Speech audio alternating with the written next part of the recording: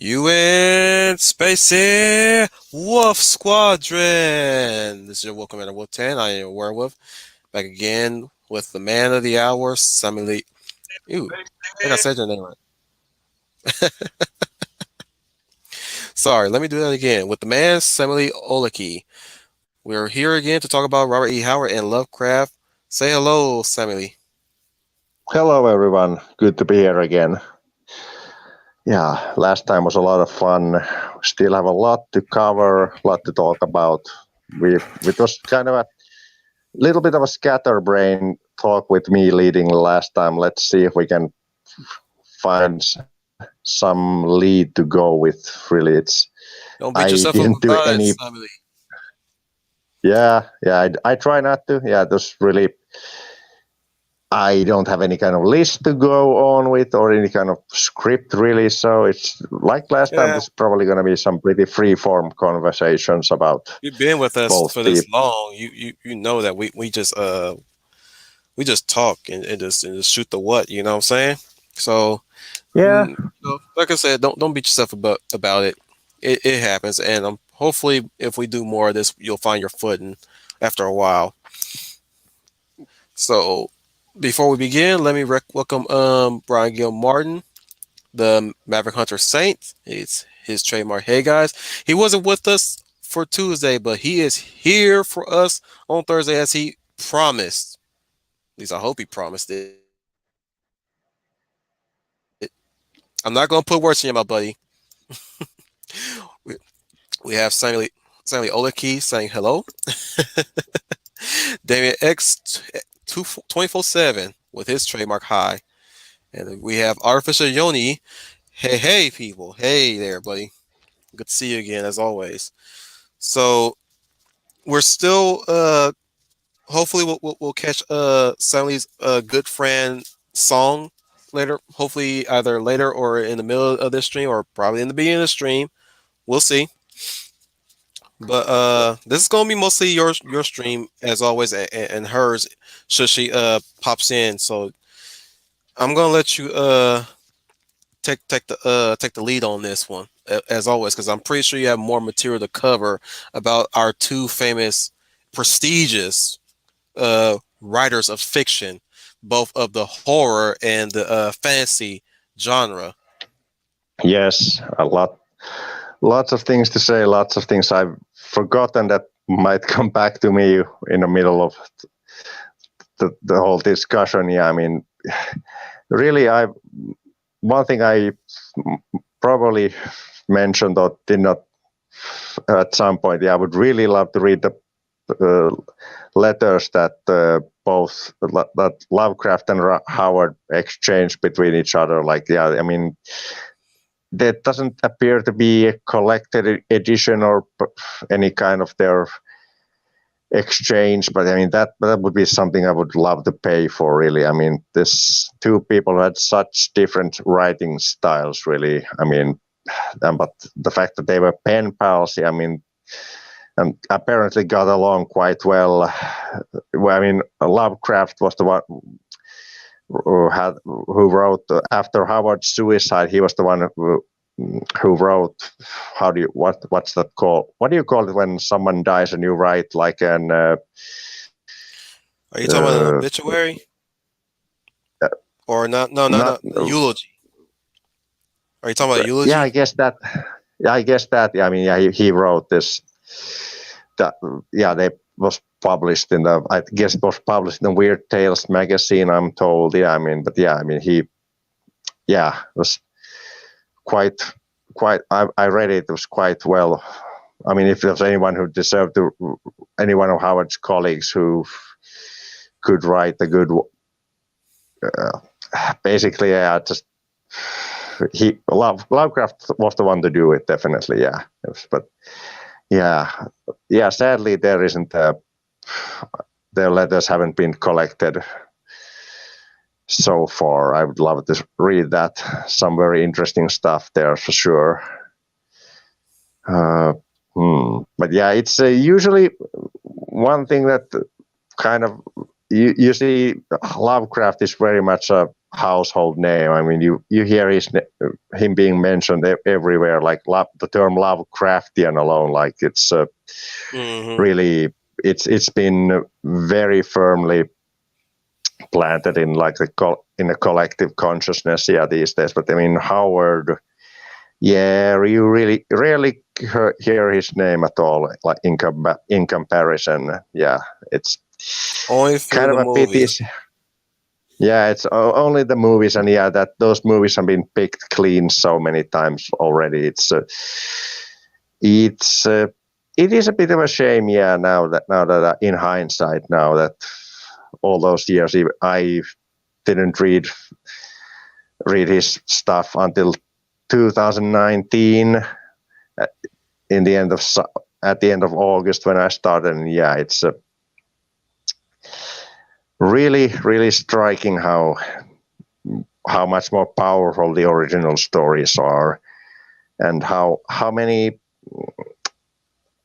says one thing that if anyone, one of the famous stories like the Tower of the Elephant, where from Conan's early days when he was still, like Song mentioned last time, it's like his one of his earliest adventures when he's just arrived to civilization, and he's basically just like, well, I mean, it's just happens to come across this story of this mystical tower of a tower, well, the titular Tower of the Elephant, where this powerful evil wizard uh, lives, and he basically holds the whole kingdom in his. Everybody's afraid of him. The king is afraid of him. Yeah, he lives in this unconquerable tower where this magnificent treasure is supposed to be in. And yeah, I mean, he just decided on a whim to be up. I'm gonna rob that place completely. Yeah, I mean, but yeah, it's a really one of the most famous stories of his, and it's this bit of actually it's fun, You know when you kind of were a spoiler. Yeah, sure, go on. you were Yeah, explaining how you're explaining the wizard. You know, you're saying how they were how he's a powerful wizard. I half expected for Conan to come in and just behead him. Like everybody's talking about how powerful the wizard is, how dangerous he is, and Conan just happens to just come in and just decapitates him. And everybody just looks at him no, like our savior. it, no, it doesn't really go that way, and it's the way that Conan gets rid of the wizard is really not. It's a bit more complex than that. It's not going into spoilers here. It doesn't really. It's not really him who even kills the wizard in the end. Like, I mean, he's a part of the whole. I mean, anytime there's an evil wizard in a Conan story, I mean, you know what's gonna happen. It always goes the same way. They meet a grizzly, and through some means, yeah, Mhm. that's a bit of a Howard rule, definitely. There's yeah, but I mean, it's a very well written story, of course. But there's even a little bit of there's genuine science fiction element in it, actually, since there's the being who lives in the tower, who's after whom the place's name is actually is. I mean, they state very clearly that the creature flew to Earth from another planet, basically on the some solar winds, if I recall correctly. So it's yeah, it's a sword and sandals and science fiction story in one. Hmm. That's Yeah, he injected some sci-fi into a fantasy world. yeah, but that was popular at the time. Yeah, definitely. Yeah, so yeah, science fiction and horror. See, I probably would have been a bit baffled by that, considering that me being a one track minded person, that probably would have threw me off a bit. Just like I'll give you one example. Are you familiar with the Land Before Time series? Yes, I am. I've seen the first 2 or 3 movies was ages ago. There's one there's one movie where they introduce aliens at the end, and I was like, "What?" Uh, I didn't see that. Yeah. You'll be glad that you didn't. It had a good premise to it, but it fell short by the end, and it crashed and burned. You know what I'm saying? Once they revealed that certain type of character was in fact an extraterrestrial monitoring the dinosaurs, apparently, which they never really explored much about that. To go Uh, on a tangent here, isn't there but like how many of those movies did they make? Isn't there like 8 of those? That's way too much. bro, they went up to at least 14. Okay. and Jeez. and each entry got stupider and stupider at this point. Like this is where you say that these guys are out of touch when it comes to making movies for children. Where you got that argument like it's for children. This is where you go wrong at when it comes to Land Before Time movies. It's like, oh my goodness. There's even one movie about small dinosaurs. Uh, Yeah, they're called tiny sauruses, as like, or at least they're called tiny something. But yeah, and there's even one where it snowed in the Great Valley. Yeah, it snowed with some dinosaurs. uh, I was like, oh no. But tangent over. Let's get back into Howard real quick. Take the lead, buddy. yeah, let's see if I well, yeah, like people are saying in the chat, yeah, with blending of the Yeah, genres was very popular at the time. Yeah. let me welcome those who before we continue, let me welcome those who had just joined us. Fiona Wolf saying, she said, got head to work, but making a pistol to say hi. I'll rewatch when I get back. Of course, you got you got a treasure trove worth of back streams to check out, Fiona Wolf, to really get the Wolf Commander Ramble experience. Our Virginia also asks about, is it a eulogy that you're talking about? Melissa Harris is here to stay. She says, hey, hi guys. We also have Eloise Duado, who I would love to have on my stream one of these days. One day. We also have one of the big greats, Big Al Presents. Says, wishing us a happy stream. Definitely. Continue, Samuli. Yes. Oh, but yeah, it's talking about. Well, since we were talking about like Howard's, like his tropes that he loved to use. Yeah, I mean, evil wizards definitely. And yeah, it's magic in Howard stories. It's really, yeah, like it's not this flashy fireballs and uh, lightning bolt throwing. That's it's more complex. Like, or it's usually some kind of mental manipulation of the telepathy, telekinesis, and some summoning up storms, like manipulating the elements and like magic through sacrifices and such evil rites. It's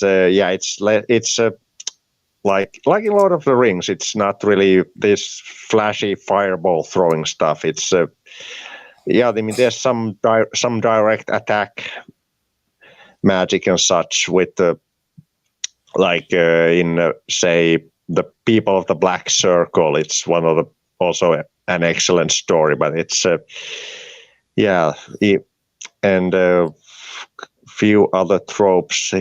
Few things he likes to repeat. It's always like multiple times. It's huge, absolutely huge snakes and absolutely humongous, monstrous apes, like gorilla. Usually, yeah, it's gorillas, some kind of this absolute gigantic man-eating apes.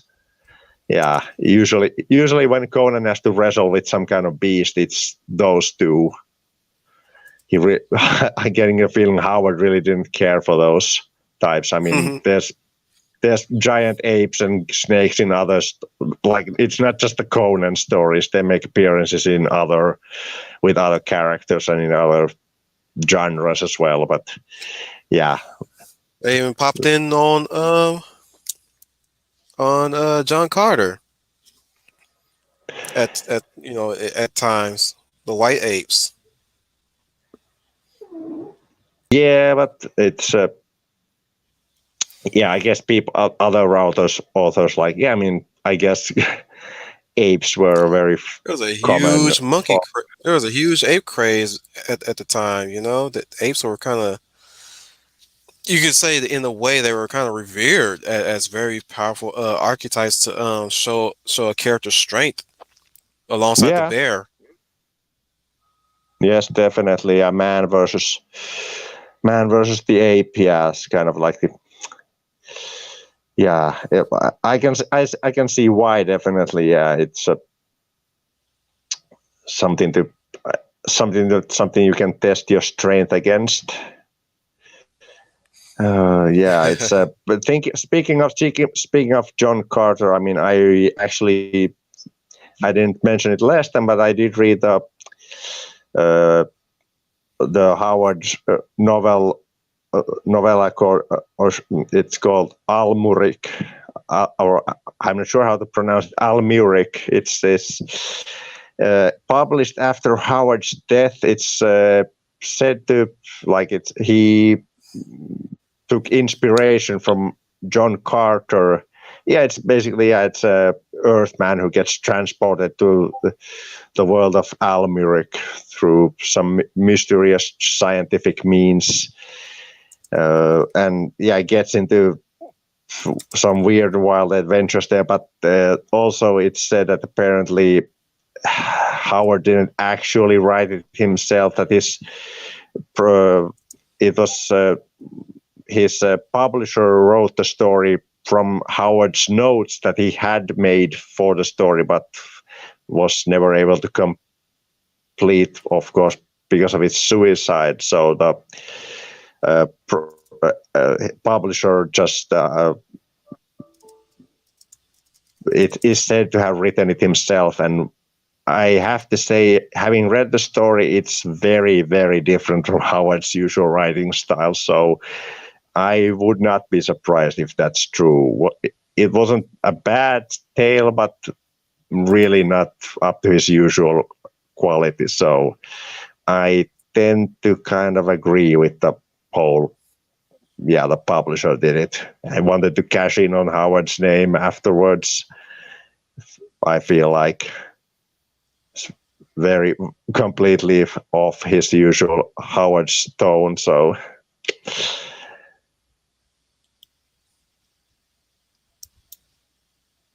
yeah. Yeah, artificial Yoni makes a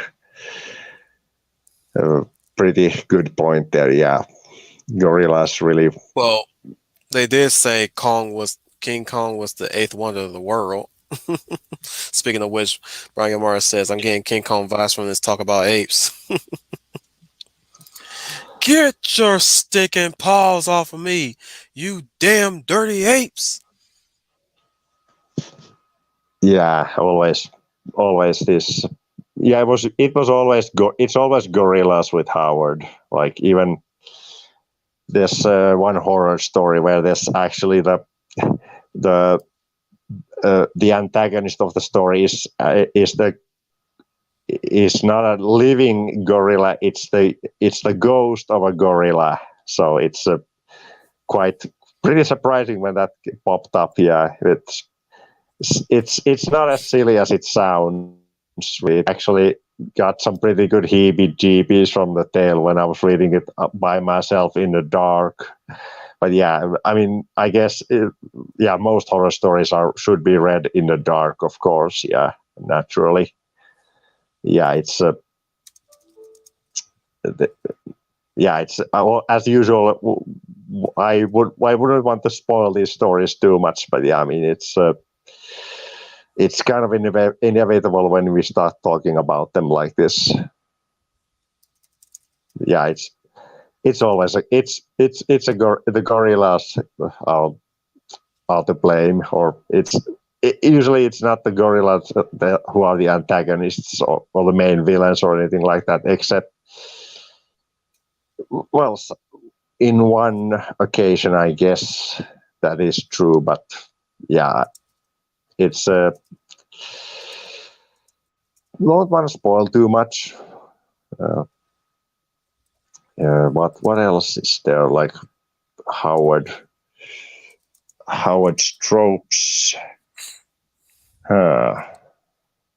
But sorry, kind of losing my focus here, trying to think of what You'll go. get it back. There's so much, still much to say, but yeah, I'm kind of maybe I should plan these things a little bit ahead of time. It's would trying not to have any dead air here. I guess I Yeah, could talk a gorillas. bit about. Yeah, I could talk a bit about. Yeah. How are you with the How are you with the Are you familiar with Planet of the Apes? For random Yeah, I talk. saw the first. Yeah, I did see the first movie, and then I saw the more modern movies. Yeah, the first. I did see all three of those. I think they were all right. But I haven't really thought about them much after I saw them, so they didn't really stick The with me. Tim Then, Burton movie sucks. oh yeah, that That's an one. Yeah, I didn't care for that. Yeah. that's an object. Yeah, I'm just yeah. saying that's an objective truth. That Tim Burton movie sucked. Yeah, I forgot that even existed. So yeah, it's That goes to shit. That's a sign right there. There you go. That's a sign right there. yeah it. Mark. Yeah, that was Mark Wahlberg, wasn't it? Right, in the lead role. Yeah. Yep. So, yeah, I forget. I remember like the finale of the movie. Yeah, but Not making any sense. Period. He he just wanted to have his cake and eat it in that moment where he said where it's like it just the planet that he was on at the time was just was basically Earth all this time, and I'm like that still doesn't make any sense. Like really, Fate still survived that long enough to really set up some, you know, yeah. Like Fate still was able to run everything despite what he did. Every ape hopped to it. Word. Yeah, I don't remember enough to talk about it really much. Other than that, I don't remember liking it very much even at the time. That was, yeah, I was much younger back then, so probably wouldn't have aged very well. Speaking of books, have you read up anything recent of Lovecraft? Yes, I have like several shorter stories on the non-Cthulhu side. Yeah, I read one that especially stick to my mind was The Horror at Red Hook. It's a very, very creepy story about this detective Malone who he works in New York at the Red Hook district or part of town, basically, where there's this Red Hook is basically this terrible, like plagued by some terrible evil, and it's with this criminal element with all these illegal immigrants coming in, and where there's this just this, but I mean it's just this some kind of terrible evil lurks there. Basically, this mass kidnappings start to happen well, not suddenly, but first there's this just general feel of dread and all these very suspicious characters who coming in from some faraway lands, and it's again don't know how much I should spoil, but I mean it's this local eccentric wealthy guy who seems to have some ties with them and some dealings with them, who basically he seems to be linked with the criminal element and these mass kidnappings that start to occur in the city in Red Hook, with mostly it's children being taken, and they, despite many very extensive searches and they never actually many of the kidnapping victims, but Malone, I mean, he finds these very cryptic signs and messages in many of the abandoned buildings or the dilapidated buildings where the criminals or these immigrants tend to flock, about some very, very disturbing old spells written and chants. But yeah, it's really, really creepy how well Lovecraft makes the whole part of town or Red Hook seem this intimidating and just place that's diseased to the very core by some ages, or has been diseased ages and ages. Yeah. One Sorry, could say go on. One could say that his psyche pretty much incentivized the writing there. When you say that that Red Hook is very for lack of a better term, oppressive and creepy, you would think that could be coming from his worries, his concerns, his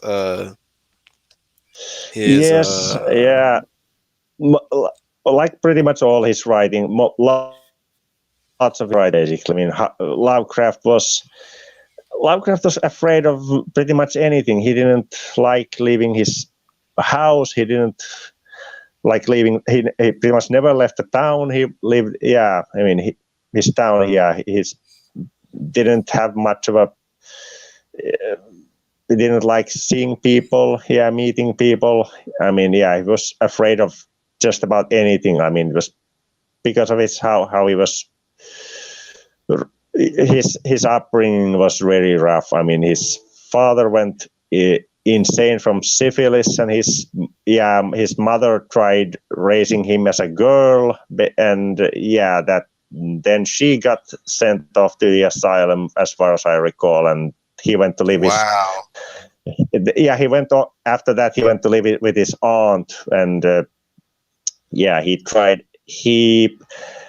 Lovecraft always imagined himself living comfortably in, like, being wealthy, and he didn't get that. Definitely, he was very poor pretty much all his life, and he wanted to write, not to make a living, but he just wanted to write for the love for the art of writing, but that didn't happen, so he had to scrape by with writing whatever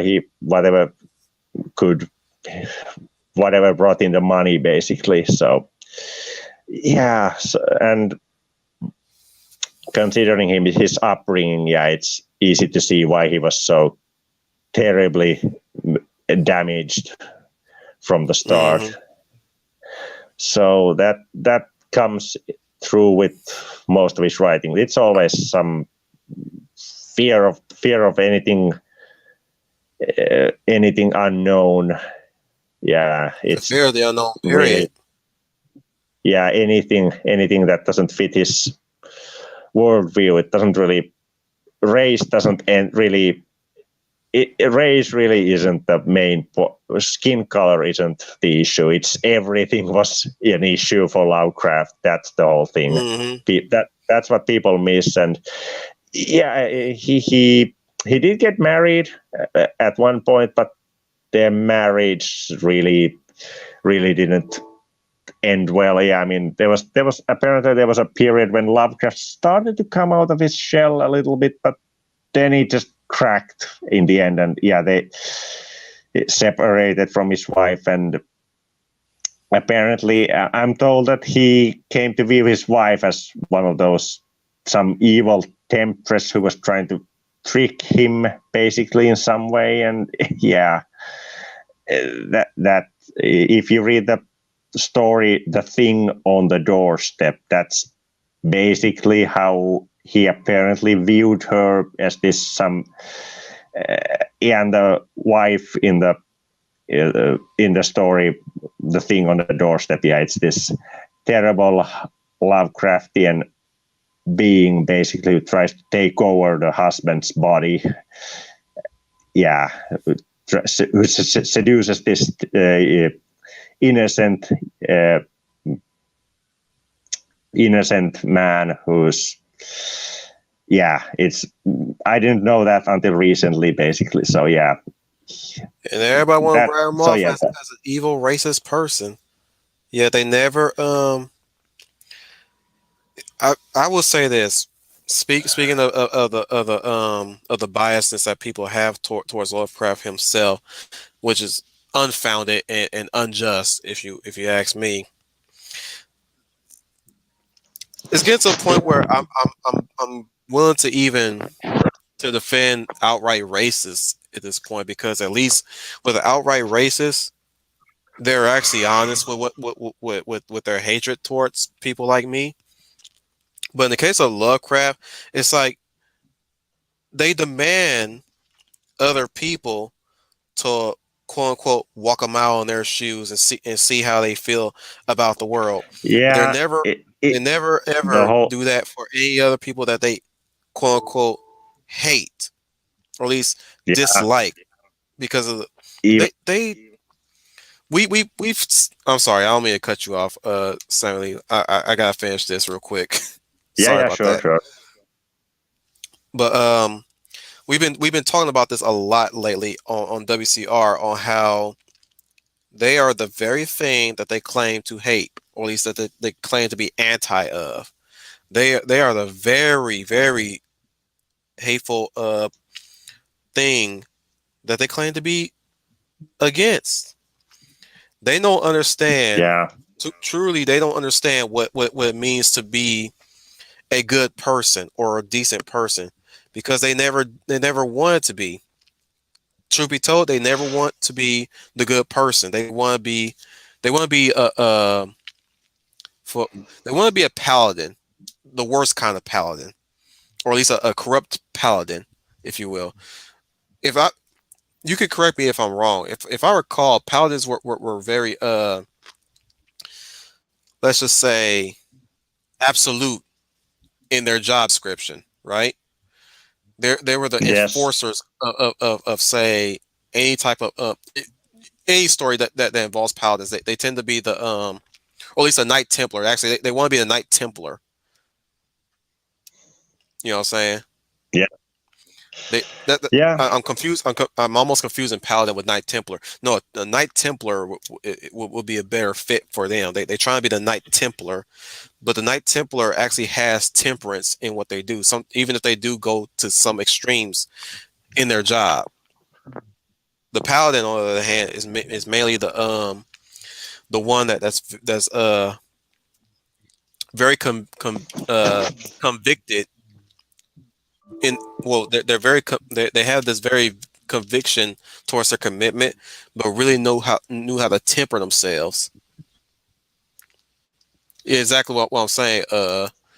Joni. He says in classic D&D, paladins have to be lawful good and follow a rigid code. Yeah, and Knight Templars tend Yes. to go ahead, Samuli. No, no, I'm just saying yes, yes. A very rigid code that paladins have. But I mean, it's isn't it like benevolence is for the innocent, mercy is for those who get tricked into breaking the law or accidentally break the law, but actual criminals who are guilty, they deserve no mercy, and it's fine if they don't need to even be taken to get a trial. I mean, why waste the time? Just execute them on the spot. I mean, that's really what paladins. I mean, it's at least at some point they were supposed to be like that. I don't know. I don't I'm sure Knight play Templars D&D these are days. of that caliber. Yeah, They tend to have a very yeah, rigid execute on the spot, ask questions later, or at least they're employed to be just the executioners on the spot. But paladins are very samurai in a way in yeah, their righteousness. They tend to be very favorable to turn people in rather than just kill them on the spot, unless they're in a combat situation where they have to kill to really preserve their life and basically preserve the innocent life. But that's my yeah. summation of it. Anybody could correct me in the comments. Well, yes. Going back to Lovecraft for a little bit, yeah, it wasn't hate that he had really. It's fear of just everything really that he had. It wasn't any kind of people, any kind of things that, yeah, really just general phobia of everything, the actual phobia, fear of just about anything, which he really, really struggled with, of course. I mean, but yeah, very, very rough life and very misunderstood. I mean, it's very warped picture that people have of him these days. I mean, for my part, I actually just when people try to bring it up, I try not to engage anymore about that topic. Really, it's have to. I mean, I had this misunderstanding of him for ages and ages. Really, I mean, it took me a really long while to actually get better understanding of where he was coming from, what his personal history was like, and yeah, it's. I mean, yeah, really, just need look into things, people. Yeah, I just a good general rule. Just take a closer look. It really, really, the more extreme talk you hear of someone, there's probably the truth is probably way closer somewhere in the middle there. Or, but yeah, the horror at Red Hook, yeah, definitely very, very good, quite typical Lovecraft story. But yeah, that stuck to my mind. Very good, quite quick read. And what else? I don't know if anyone in the crowd, anyone in the audience has really read much Lovecraft, but yeah, I also read the Vault, a very, very short tale about this gravedigger who gets stuck in this mausoleum with a bunch of corpses that need to be put underground, that he's in caskets, that he's kind of been It almost sounds like tardy a with. Tales from the Crypt episode. Yeah, You mentioned yeah, Gravedigger. yeah. It would. I can see definitely why why you think that way. Have It's. you? By the way, before you continue, have you ever watched Tales from the Crypt or anything Oh, close to that? I haven't. I've only seen watched reviews of some of the episodes, and I know the Crypt Keeper, of course, but yeah, I've never actually watched a single full episode. All right. This is. I was just wondering. Continue. Yeah, it's yeah. I should kind of hope, kind of wish I would have seen those. I mean, I hear some very good things about. Yeah, I mean, the Crypt Keeper was always a highlight. I mean, that puppet really looked good. Yeah. There was one episode that scared the crap out of me as a kid to the point where I was screaming for my mama at night. It was this episode where this cartoonist had this, excuse me, bitch of a ex-girlfriend, or at least a girlfriend at the time, and he drew her as a monster, and like everything he drew came to life, the monsters that he created. And I think one of the monsters came and killed his boss that was overbearing him.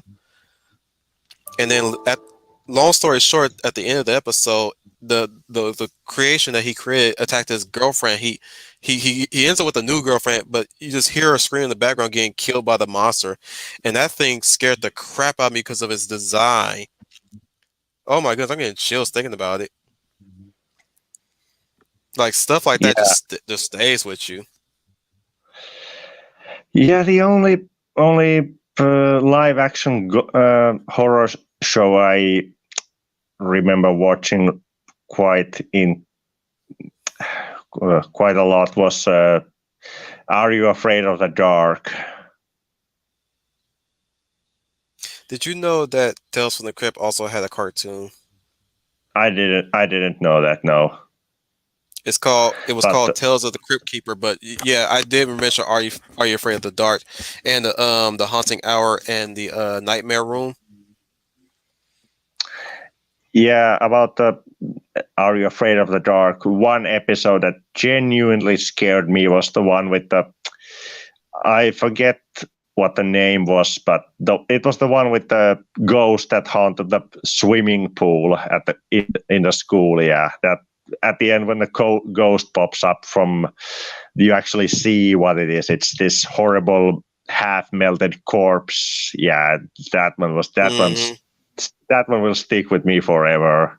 It was genuinely pretty for a kid. Something that was supposed to be pretty. I guess it was supposed to be a kids show. I mean, that was pretty hardcore. That was genuinely, that was Dude, genuinely terrifying. 90s in general was hardcore.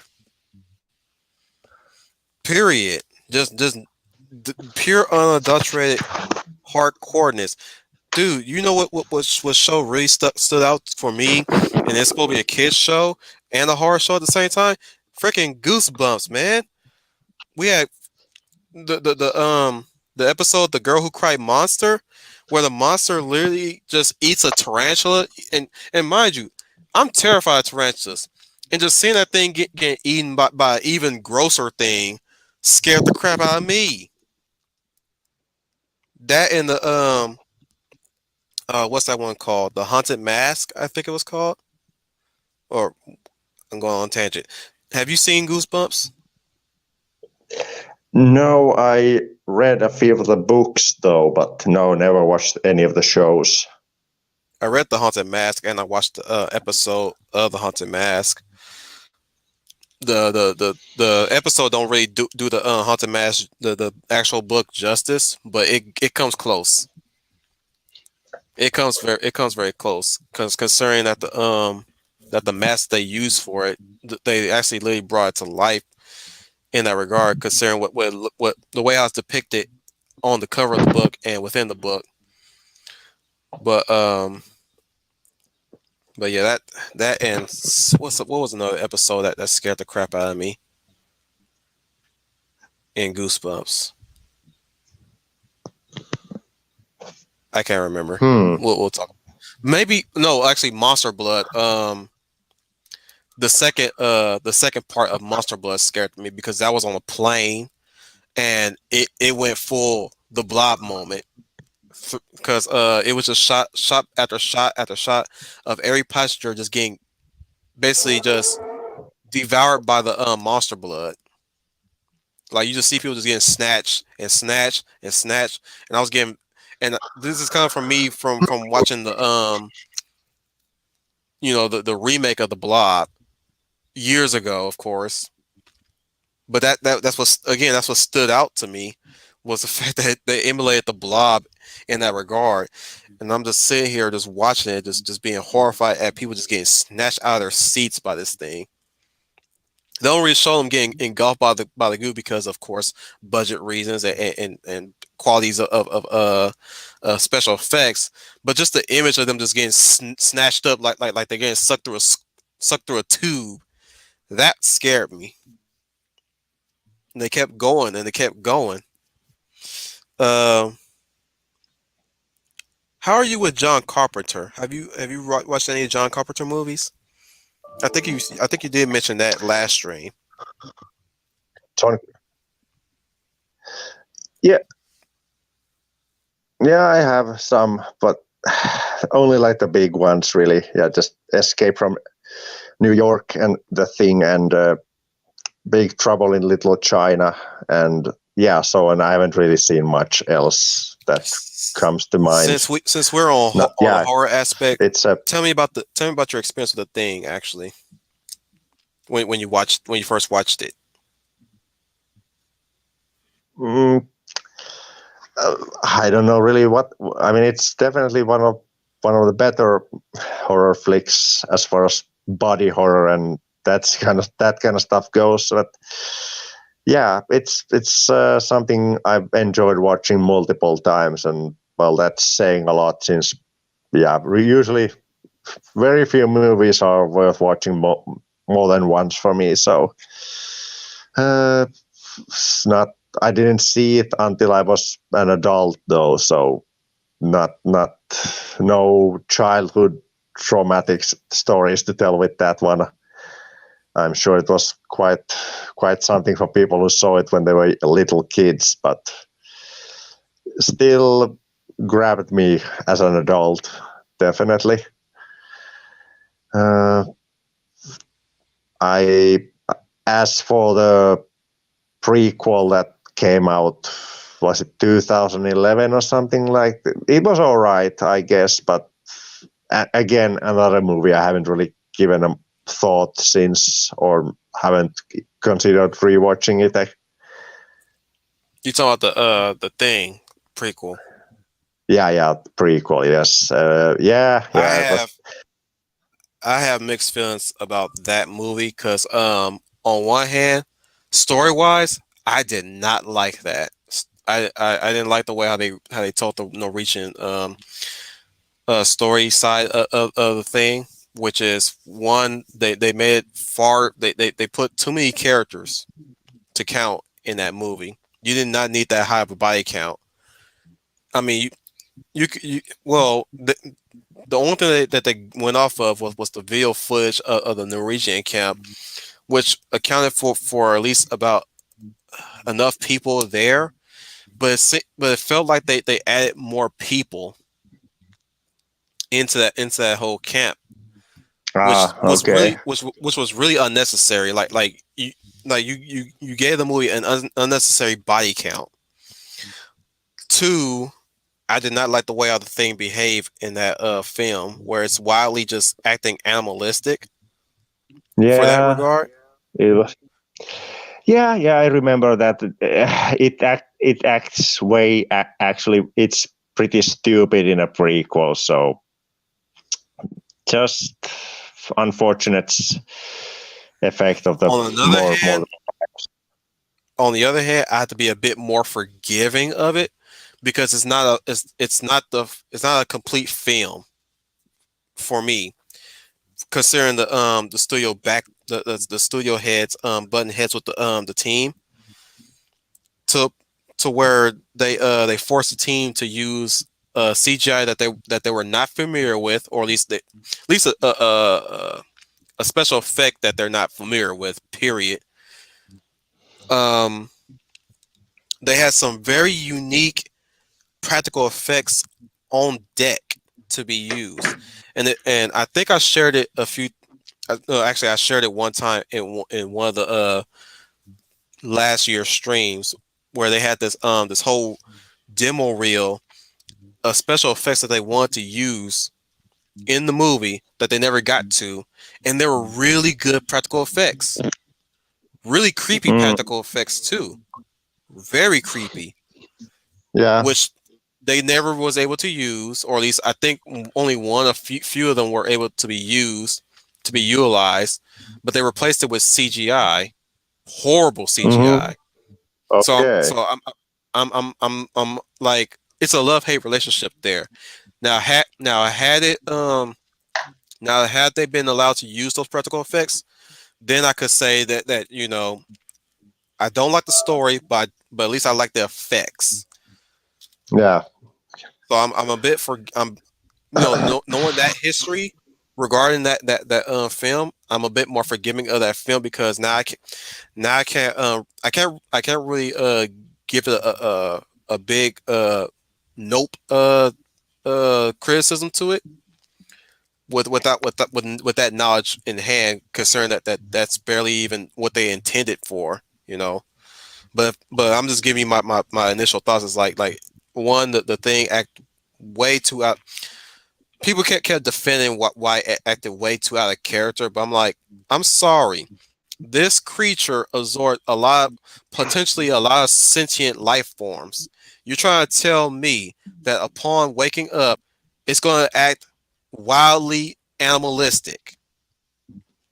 I'm sorry, you cannot sell me on that premise that at some Yeah. point it acts very animalistic, and then suddenly it starts changing its tactics all of a sudden.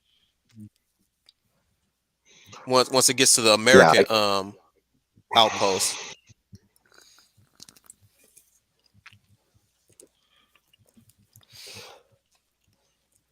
Yeah. Um, Yeah. I can see you want what you you mean. want to get sorry, you want to get into the comments now? Now that we're in the 50-minute mark, Yeah. Yeah. Sure. Gives me time to think about what to of talk, course. where to go next. Yeah. Let's go ahead. Yeah. Sure. Just to introduce other people in, we have Tripper FN2525 says I might go watch GVK, but I'm not enthused over Hollywood schlock theater. Yeah, man. I mean, if you want to sacrifice the money for HBO Max, go ahead. But you do you, dude. You do you. We also have Matt Newey who keeps commenting on how late he is. You're never late, dude. You're right precisely as you're needed. He says 20 minutes is better than several hours, I guess. Dude, you be coming in at the tail end when we're ready to leave. So don't even throw in that line. If I really want to get on you about tardiness, which I really am not going to get on you about tardiness, which I don't get on people about tardiness, you arrive just as precisely as you should, as in come as you are. But if we really want to go down that road, bro, you be coming in at the tail end, so don't give me that. If I really want to put my foot down on things, excuse me, guys. Arthur Johnny said, "Wasn't Red Hook based on New York's immigrant neighbors like the Bronx?" Yeah. That's one of those inspirations for sure. He says, "Written before Lovecraft mellowed out, poor lass was high strung and afraid." I think he's talking. Oh, he's talking about. He meant lad. Yeah. Melissa Harris says the name Arkham from Batman comes from H.P. Lovecraft. And Brian also brings up Devil May Cry 3. There was a character named Arkham who was a big. I will say this. I will say this. I'm seeing the connection there, Brian, because later on, Arkham becomes basically what happens to Whatley at the end of Dunwich Horror. Remember Whatley's fate? Yes. In that version, Arkham, since he couldn't handle the power of Sparta, he becomes this gelatinous blob of sorts. Now he doesn't really die like the way how Whatley dies. You have to kill the guy because you're the video game protagonist, of course. But that was an interesting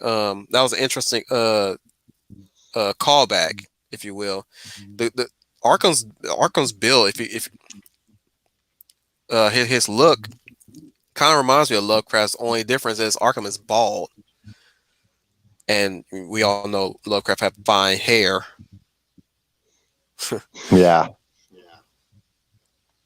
We're all sympathetic to Lovecraft, and I love it. I'm all for it. Oh yeah. Yeah. It's. Uh, the, by the way, now that I think about it, there's this. Sorry, I'm hearing my own voice. So it's kind of distracting. Oh yeah. I probably That's had to turn my better. mic down. That's probably what was probably happening. Okay. That's catching what I'm hearing. That's probably yeah. Oh yeah. It's. Now, if you like a good werewolf story, there's Howard wrote couple of them. There's this called Wolf's Head. That's quite Howard's take on the whole lycanthropy thing in that story. It's quite interesting. It's not how it goes in pop culture, Hollywood. It doesn't work the same way. How the werewolf curse gets passed on to a person. It's It's going from my memory. It's at the beginning of time when there were basically good and evil spirits in the world, but then came man and animals, and the good spirits went into the people, men, and all the evil spirits took. Basically possessed many animals, so snakes, wolves. So are we talking about skinwalkers by any chance? But sorry, No. Are we talking about skinwalkers? no. It's not the same thing really, but or Okay. not the same way. It's but yeah, I mean, not all wolves, not all snakes, and not all animals are possessed by evil spirits, because in many cases the animal spirits actually manage to uh, uh, ultimately push the evil spirits back, like they managed to regain control. But basically, how a werewolf is made in the Howard stories, that it's not actual. First, it's not a wolf that's possessed by an evil spirit. It's a wolf that turns into a man, basically. So it's not quite what you would expect. So, but anyway, it's you have to, if you the way the curse gets passed on to a human is if you cannot kill the creature when it's it's not transformed, when it's in human form, or it's not fully transformed into its monstrous state. Because if you do, then the spirit will haunt you, the person, forever, no matter where you go in the world, till the end of time, and it will the human will be transformed into an actual werewolf. And again, the only way you can kill the beast permanently, that you have to wait until the monster is fully transformed into its werewolf form, or otherwise the curse gets then passed on to a new person. So that's It sounds a tricky. bit, yeah, it is, but it's very different from the modern pop culture version of how lycanthropy gets passed on. So usually it's from werewolves, bites and scratches. Yeah. and the person. Before you Yeah, continue, Samuli, yeah, before you continue, Johnny is yeah, wondering if he wants to join the conversation. yeah. Why not? Absolutely. Let me send you a link, Johnny, if you're willing and able.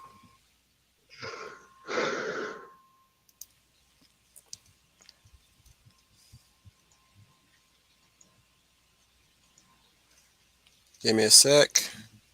I'll shoot you a link. Good. Third person was gonna liven these things up and give some more direction for the talk. Yeah, it's yeah. That's Howard wrote two. I mean, his horror stories. I mean, there's. It's not the usual. I mean, you do get the werewolves, those two werewolf stories, and there's one quite good vampire story as well there. But usually, it's not. It's something else. There's a good bit of voodoo in there, and evil spirits and ghosts, and then you get Lovecraft, those Lovecraftian stories that he, like Leah Lovecraft, gave him permission And we have basically to Johnny here. write some. Hello. Hei people, morjesta. Yeah. Continue, Samuli. Yeah, like Leah Lovecraft gave him permission, as I mentioned earlier, to write those Cthulhu stories. Yeah, but yeah, so lots of variety in Howard's horror tales. But yeah, those I would recommend the werewolf story. Again, it's called Wolf's Head.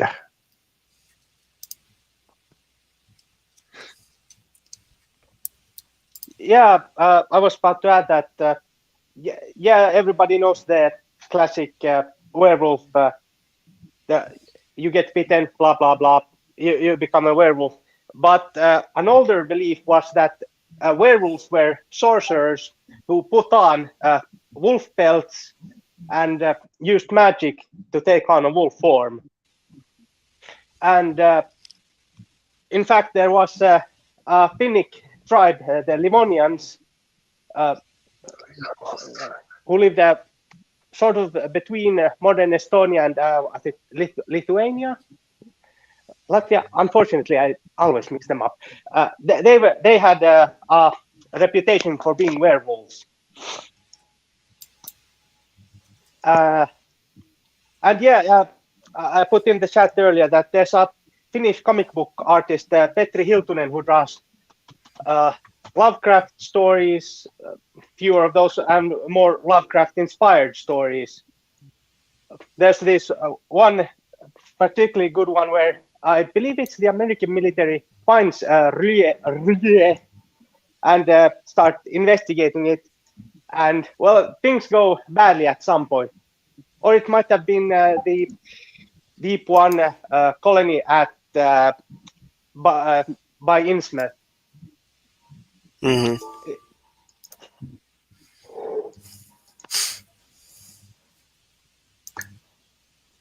Yeah.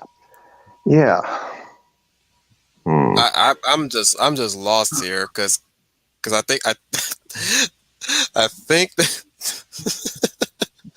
Yeah. I know I said this is mostly your stream, but it's like what is there to say much about Lovecraft that hasn't already been said, right? I think that's where we're at right now. Yeah, it's well, true. I mean, but I will say this. Joni's explanation to the werewolf story that he's been talking about that intrigued me. You can link me that if you have a link to that, so I can check it out. I shall endeavor to find internet stories of that. It will take me a few hours to find good ones. Mostly I've read from Wikipedia and the odd book that have been in Finnish. The wiki article about it. Definitely leave me the wiki article. What was I going to say? But yeah, I mean, speaking of modern horror stories that always need to, or horror movies, whatever you want. It's Lovecraft stuff. I mean, there's a body count for sure in. I mean, it's not like this. People don't die a lot in his tales, but I mean, it's not really what I like about it. It's very It's not different really the from. big thing to be reading for. It's not really the is what you're saying is like that should not be your end goal to why you want to read Lovecraft. You're there for the horror and the mystery per Yeah, it's se. like in the horror at Red Hook. Yeah, I mean, there's very many mass kidnappings and disappearances and such, but it doesn't really happen until like later when they discover remains and broken and sawed bones that have been and things like that.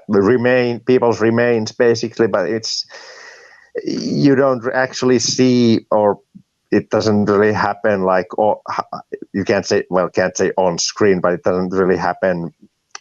It's not described in vivid detail how people get torn to pieces or killed or anything like that. It's usually there's lots of people disappearing and they were never seen again.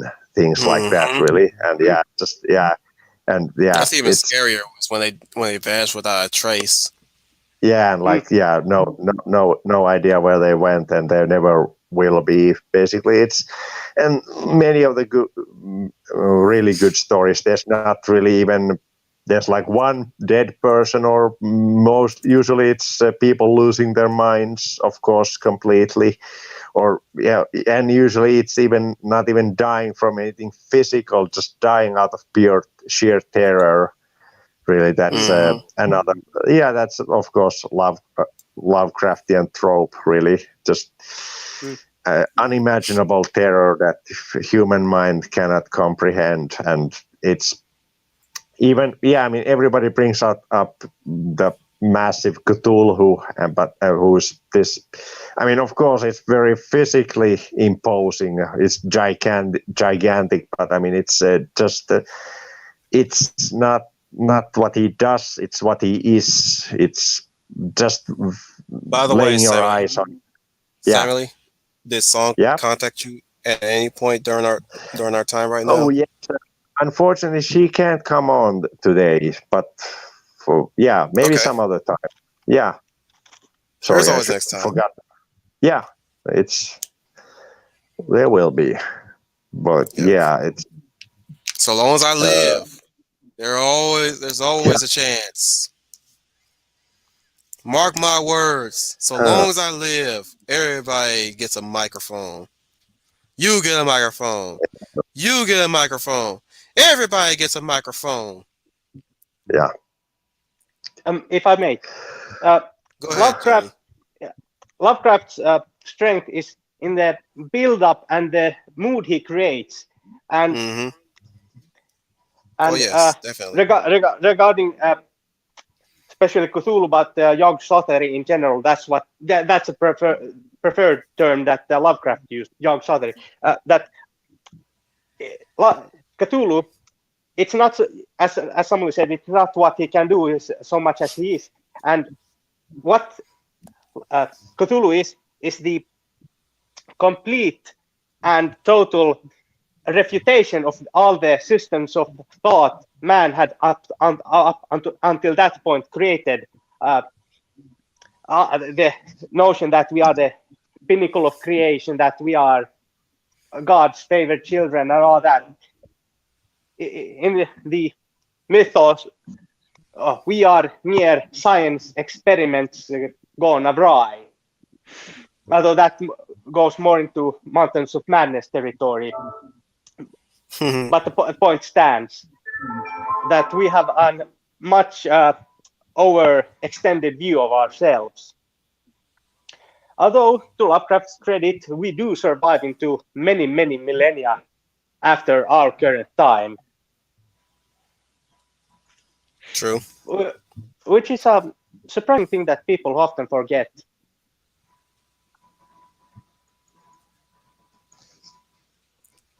You got anything to add to that, Samuli? Not really. That was pretty comprehensive. Yeah, but yeah, yeah. Like you said, Joni said,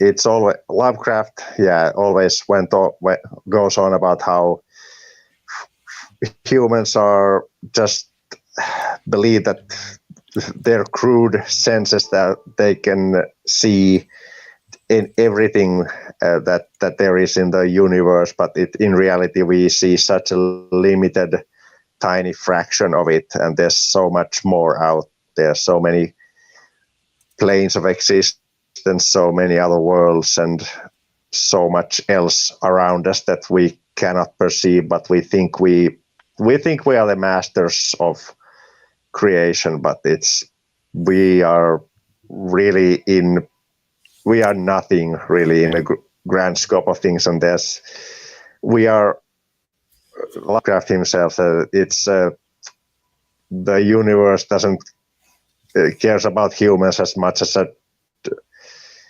some animal cares about lice, basically. Or yeah, humanity is basically like lice in the fur of the universe, or something in that vein. We are In the famous word, we are not that. in the Yeah, famous we are not words of a even that. specific, I'm just saying, in the famous words of a specific drill sergeant, you are all equally worthless.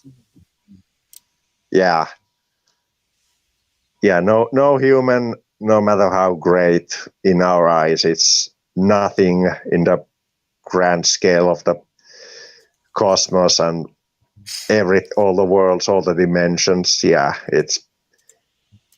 when human mind is subjected to that, it's never ends well when you see even a little bit of the truth behind it all. Yeah, even I'm reminded like of a quote by Nikola Tesla. You will live to see horrors beyond your imagination, or something along those lines. It's been a while. Sorry to interrupt. even the even the non Cthulhu tales I've been reading recently, it's always something about how human mind breaks completely and down, and some the limitations of man's senses to see beyond the veil, and we live these normal everyday lives and some people, in some of the stories, some people actually do have the ability to see in dreams and such, that this is not all there is to life, this material existence, and how this normal society is such people busying themselves with this morality and existence. We make ourselves busy with this everyday stuff and invent purposes for ourselves when there's actually so much more going on in the universe, and there are these few people who actually do have an idea that's going on, what is going on around us, and there are other worlds and such, but they resent this existence that they try to escape it. What the story that I'm just read, the Silver Key, is one of those stories about an individual who Randolph Carter. Yeah, I mean this eccentric person who in his youth he was able to see in his dreams these fantastic worlds and kingdoms and such, but he lost the ability when he became an adult. The normal world around him, the everyday existence, it killed that sense of wonder in him. He no longer dreams. He no longer makes these fantastic trips in his dreams, and he resents his existence. He barely is able to hold himself together because just the He's grayness become and stark raving mad. well, he's very close to taking his own life until suddenly something ignites again the dreams in his mind. He's getting the spark back basically, and then he remembers the titular silver key that draws him. It's a literal key in the story, mind you, that he finds in the attic of his home, and then he remembers this story or not a story, but his childhood home up in the sticks, basically, that he has to return there with the key so he can properly dream again and hopefully escape this dull grayness of everyday life and this limited world that we live in. But the story ends there, and it continues in this Randolph Carter story continues in this story called The Dream Quest of Unknown Kadath, as I haven't gotten into that one yet, but should be interesting. This one's not actually that much of a horror story. This is more hard to say what it is exactly, but there's not that much horror in it, at least not yet. It's it's been a while since I've read Dream Quest of Unknown Kadath, but from what I remember, it barely has any horror. It reads more of an adventure story, well, in comparison to Lovecraft's other work. Yeah, it's a very interesting. Yeah, it's very interesting story. It is, yeah. It's it's part of the Lovecraft's dream cycle. Yeah. It's easy to forget that Lovecraft didn't just write horror, even though that's his main thing, obviously. But I'm really looking forward to getting through that, and after that, then I will finally get to the case of Charles Dexter Ward, and very famous Lovecraft story as well. I've tried to avoid any spoilers about it, but looking forward to that. And after that, then it's pretty much I've read all of Lovecraft's tales. But Lovecraft is really easy to get lost into. I mean, as most of this stream has been. I mean, I've tried to get more into Howard as well, since Lovecraft is really, he's not overrated, but he's very overrepresented overall in daily discussions and pop culture. Yeah, I was wanting to mention that Robert E. Howard has some, and in comparison to Lovecraft, he's almost an cowboy-like figure. Yeah, he's more of a man of action. Yes, absolutely, and all of his, pretty much all of his main characters, they were always this almost superhuman characters with great strength, great physical strength, and equally strong spirits, and something that drives them forward, that sets them apart from their fellow men. It's always something. People who have a little bit of touch of the primal in their veins, basically. Always, usually young and powerful and adventurous. And Howard himself, he really dreaded. He had a fear of old age and becoming infirm, and he hoped that he would die young. I'm told, he really hated the thought of aging, becoming old and decrepit. Like most of us in this planet. So we try our best to fight the aging process so many times, Hmm. but it's inevitable, So, right? yeah, inevitable. Although it's unfortunate he had such a bad case of thanatophobia, fear of death. Yeah, Yeah. What'd you call it, Yeah. Johnny? uh, than- thanatophobia from the Greek thanatos and phobia. Thanatos is Thanatophobia. death, Got it. thanatos death, and phobia fear. Yeah. I took a whole lot of psychology classes, and for a short time I tried pursuing studies in psychology, but those unfortunately did not work out. C'est la vie. Uh, what's your? I asked Emily, but have you seen any of the John Carpenter movies, Johnny? Uh, I remember watching Big Trouble in Little China, marvelous movie.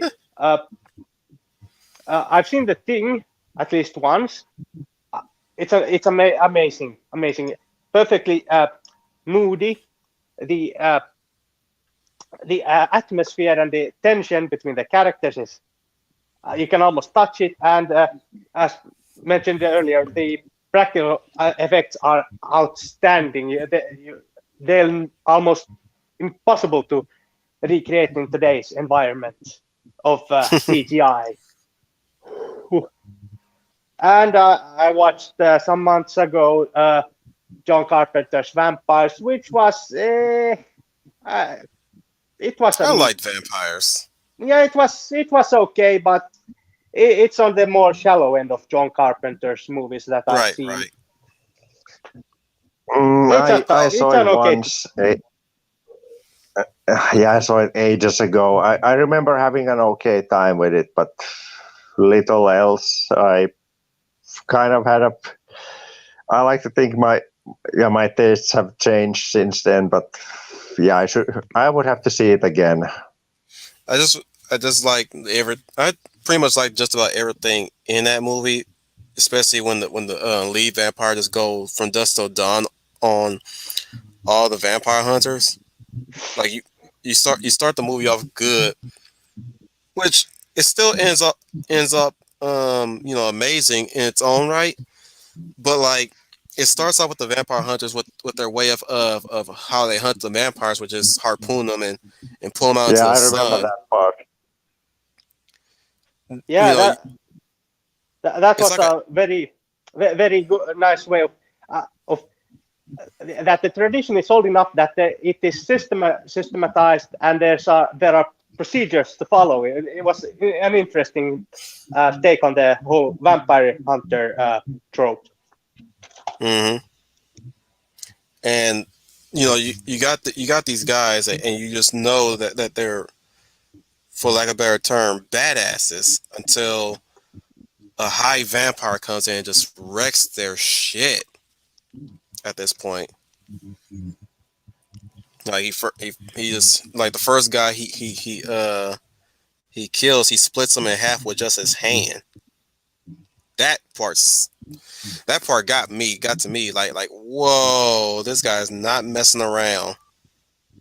And Mm. he's enjoying not messing around. Like he's really just like enjoying just tearing them apart and stuff. And then that's where just everybody just lose control at that point. Like James Wood, was it James Woods that started as the lead hunter? Yes. James Woods was the lead hunter. And I can't Alec remember Baldwin who was was. his sidekick, I Yeah, think. and then there was the priest, the Oh young yeah, the priest. priest. Yeah, I Yeah, almost forgot about the young priest. Mm. And I yeah. think In he fact, the ends young up getting killed too. No, what? no, actually no, he survives. I'm sorry, he Yeah, yeah, survives. yeah. It was the old priest who bites it in the beginning, and if I remember correctly, and the young. Pun intended. Mm, Did you catch that, Somebody? Yeah, yeah. He says he bites it. Okay, I'm gonna stop laughing at a pun. It's still funny, Johnny. It's still funny. Yeah. And the interaction Yeah, between the priest and James Woods' character is funny. How uh, the vampire hunter begins with these uh, ribald jokes, and by the end of the movie, the priest himself starts making them, uh, and quite appropriate when the whole vampire hunting involves stakes of wood in the vampire's heart. You can imagine where the jokes go. Hmm. Oh yeah. Mahogany. Uh, yeah, what one thing I did love was when the lead was. I guess we can switch this off to fun talk then, Mm. since we can circle yeah, we can always circle back to Lovecraft, so we can do fun talk.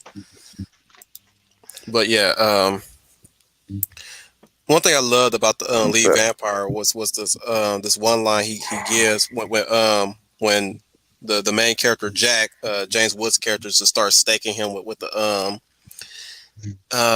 was that a cross? I think he staked him with a cross, right? Just pinned him to a beam. I And he think says, that happened Jack. at one point. He says, Jack, you can't kill me.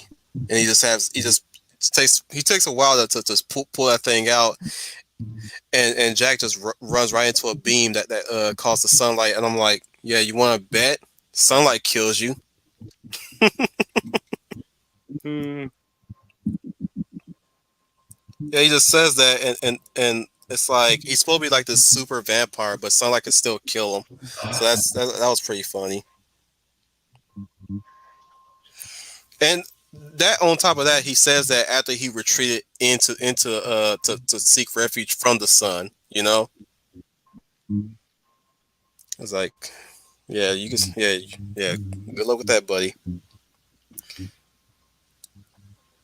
So you never have, so none of you guys seen Escape from LA, but Samuli seen Escape from New York. Have you seen Escape from New York, Joni? I don't recall seeing Escape from New York, but I have vague memories of seeing Escape from LA at one point, which in hindsight is weird. How did I manage that? But they've been on my list of movies I need to watch one day, because it's been decades since I've seen Escape from LA, so can't remember anything from it. Aside from Snake Plissken trying to save the president's daughter, I believe, while being poisoned within 24 hours, he has to get the antidote. I think. Not mind you, he's also have to get himself out of a situation where he plays basketball, or else he'll die. And then he has to save this one girl who ends up dying anyways from this plastic surgeon that's addicted to plastic surgery. Pam Grier shows up and she has a male voice implying that she's playing a transgender.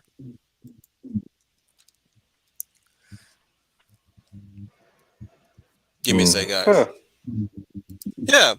Oh, there. Oh, mind you, there's also a surfing section where him and some rando just surfs a big wave. You know what I'm saying, to get yeah. somewhere. I've got nothing to really say. I've never seen the No, movie, you and guys let me take the lead because I remember this. I remember all this vividly. I'll take the lead on this one for you guys, so you guys can say, "Huh, I didn't miss much." Sounds like a fever dream almost. Yeah, yeah, and of course, said daughter that he's going to rescue has the codes to whatever place that they can shut the power off of. So basically, it's basically the same movie as Escape from New York, but they pretty much Ghostbuster to it in a way.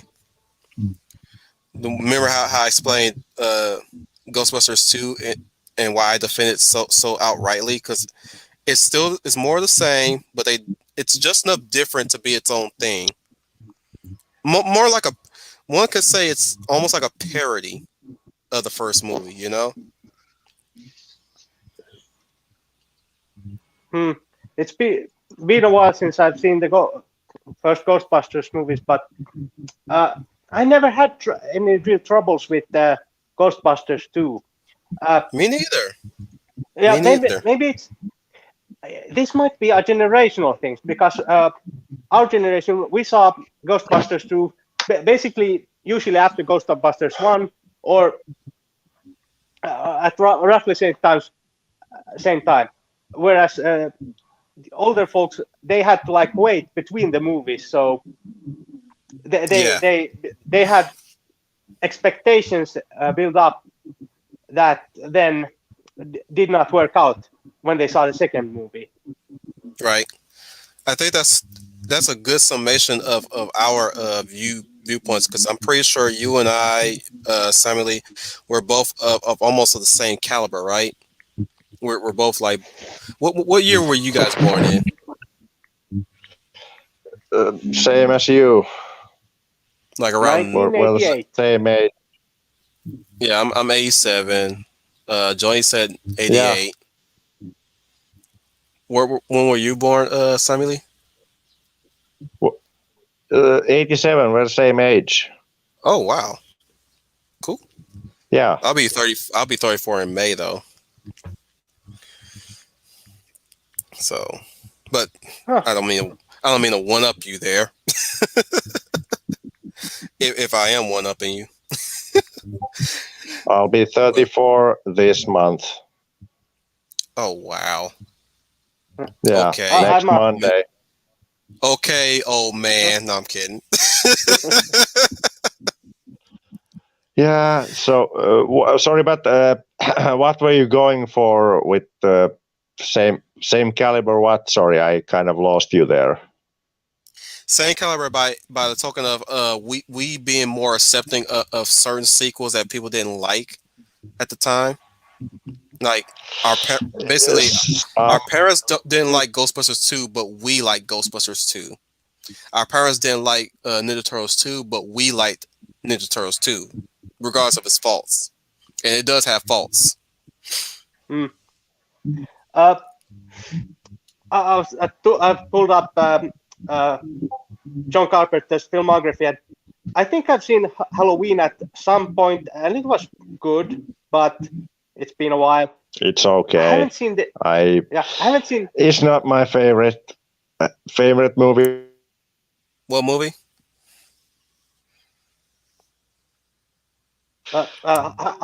Halloween. Okay.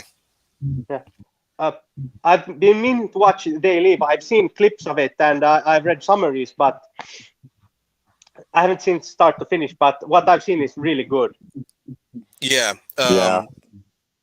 That's one of my favorites of his. Next to The Thing. Definitely a must watch if you really want to get into John Carpenter. I always put that as my must watch list for anybody if I recommend Carpenter to anybody. It's like you definitely need to of all the Carpenter movies, They Live is a must watch, because my goodness, does it resonate so well with today's climate now. Indeed. Especially Demolition Man. Demolition Man is scarily similar. If any of you guys ever watched Demolition Man with Sylvester Stallone and Wesley Snipes, that movie is scarily similar. Oh yeah. It's not quite an one-on-one prediction, but many of the beats of the story one can see today. Freaking Wesley Snipes just basically sum up our generation's climate today. A dark Brady Bunch version of itself. Basically led by an evil Mr. Rogers. In America, I mean.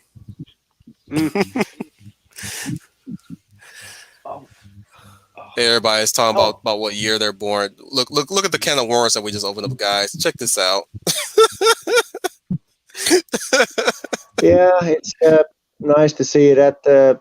Yeah, I didn't. well, I only. The no, funny thing is, no, I only asked you guys. I sorry. didn't ask everybody else, but apparently, you know Yeah, what? sorry. No. I'm all for it though. That's the thing. I'm all for it. It's funny Yeah, how that just no, how we all collectively I, just do that in a good way, in such a good way. I was just Go ahead, Samili. yeah, I was just remarking that. Yeah, said, yeah, just remarking that. Yeah, it's nice to see that I'm not the oldest. We're not the oldest people around here. Looking at the chat, yeah, Eloise chimed definitely in and said she's the not. youngest. You're Eloise. You were born at a time when the '90s were hitting their peak, but we're hitting the peak where they were beginning to fade into the 2000s. So that you know what you was born in a good year. Let's just say that you were still born in a good year, because we were still getting good, good wholesome entertainment and very good interesting movies, along with some very cool action movies. You know, wouldn't you guys agree? Yeah. Or at least you can disagree if you want. You know, Damon Oh, 24/7 is the only oldest one, I think. Let me scroll back up. No, actually, it's Melissa Harris, of course. But in terms of just us, I'm saying excluding Melissa Harris, it's Brian Gil Martin that's the oldest. No, it's Damien X. I'm sorry, it's Damien X. That's the eldest one because he's born in '81. He's got his beat, yeah. aging is not a competition. No, it's not. No, it is not. Yeah. Uh, What's funny? I'm sorry, but what's funny is that I'm me being an older person, I'm just at this point assuming I'm older than everybody at this point until somebody tell me otherwise. So whenever time I look at the chat, I'm like, I automatically think that I'm just like older than everybody, but until they give me the hey Matthew,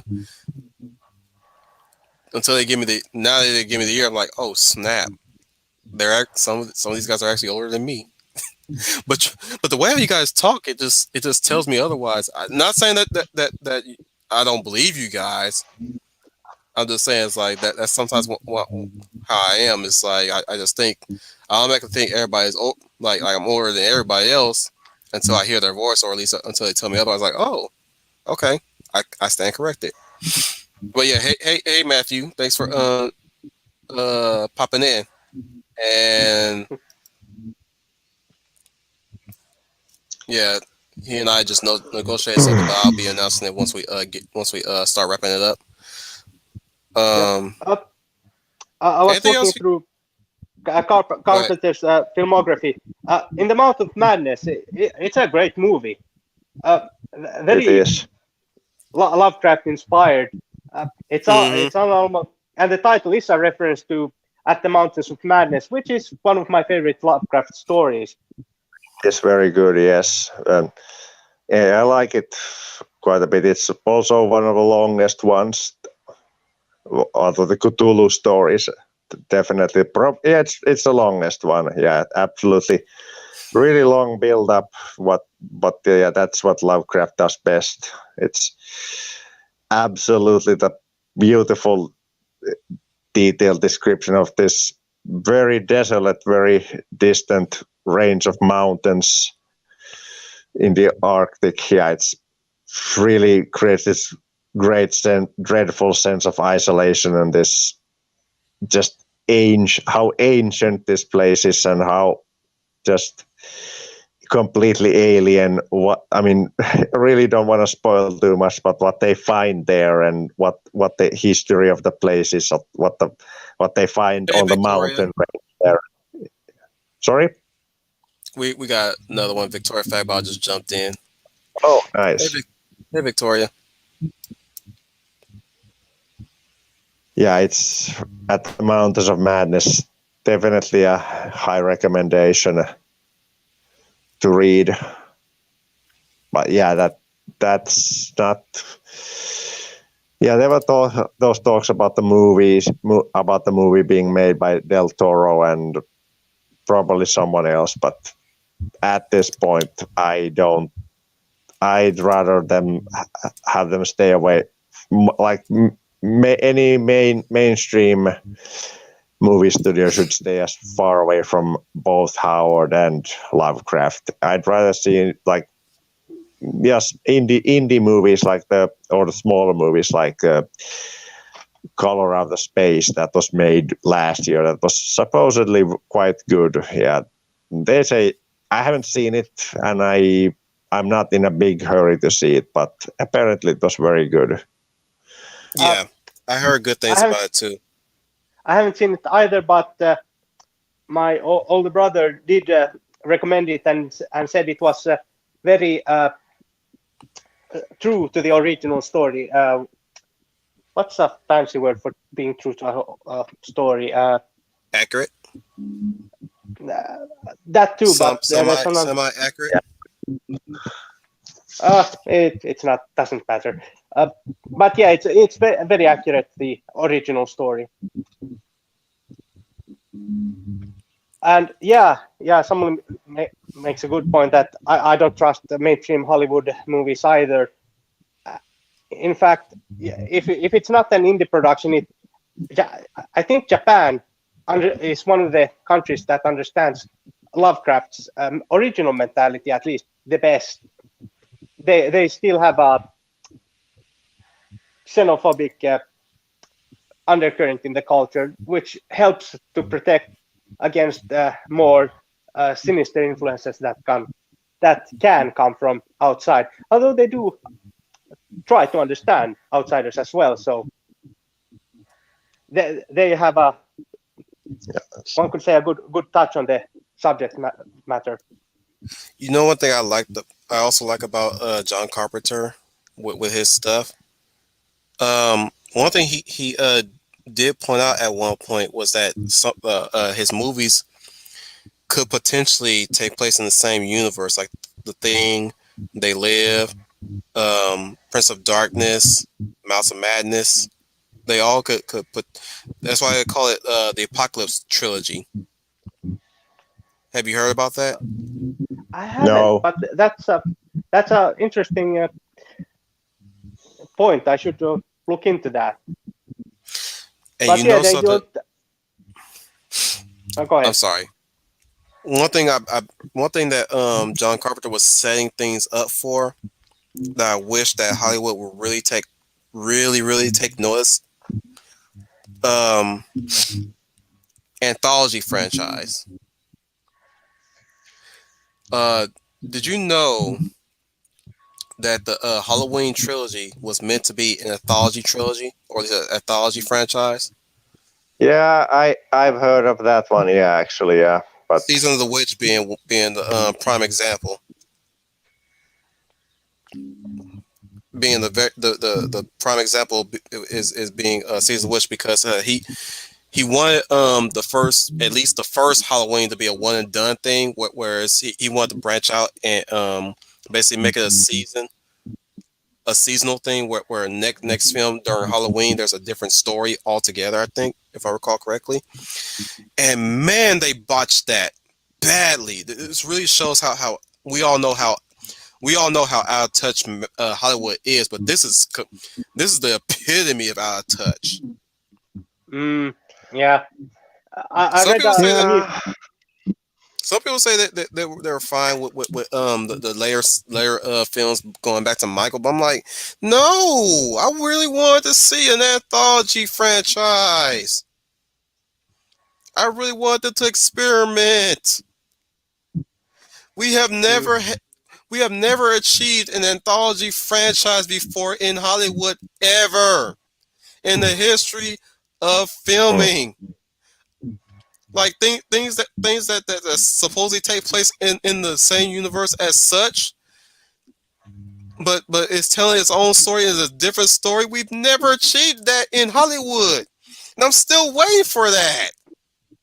I'm still waiting for that since as of right now, gentlemen. yeah, I understand. Can you feel my pain? right now as I'm explaining Yeah, this. Can you feel my unfortunately. passion? I feel you, brother. I feel your pain. I think the only one that came close was almost M. Night Shyamalan. Now But that you even mention it, then, like yeah, yeah, he almost yeah, came close in a way. yeah. But that's ruined by Shyamalan's. Oh, what a twist! Thing Yeah. he has. If We cou- he, yeah, he's the kind of guy that needs like editors and somebody to keep him in check that to say, are you sure this is a good idea? Mhm. Another thing is the Unbreakable, which I still have not seen. I still have yet to watch, which sadly, thanks to Glass, I'm never gonna watch. I was oh man, you want if you really want to know how thoroughly disappointed I was with Glass, I was so glad that me and my wife agreed upon watching two movies that night. You want to know the second movie we watched after Glass? Dragon Ball Super Brawly.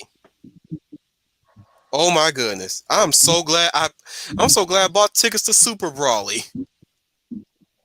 And I still no make no mistake. I want to see Super Brawly, but I was bruh. I'm telling you right now, I was so thankful that I bought those tickets. I Yeah, asked her, "You want I you want to watch Super Brawly heard after Glass?" She's like, "Yeah." Go ahead, Joni. this is sort of an off topic, but yeah, I heard that this was the joke that you're better off dropping on hard R than insulting Goku in the hood. A joke I read on a Tumblr blog. I'm sorry. Repeat what you said. You're better off dropping a hard R than insulting Goku in the hood.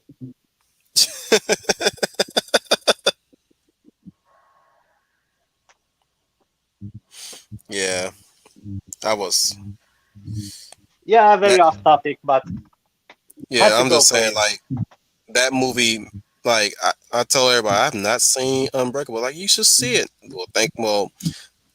Well, I'm not going now since I seen Glass because all it really amounts to is a big disappointment at the end.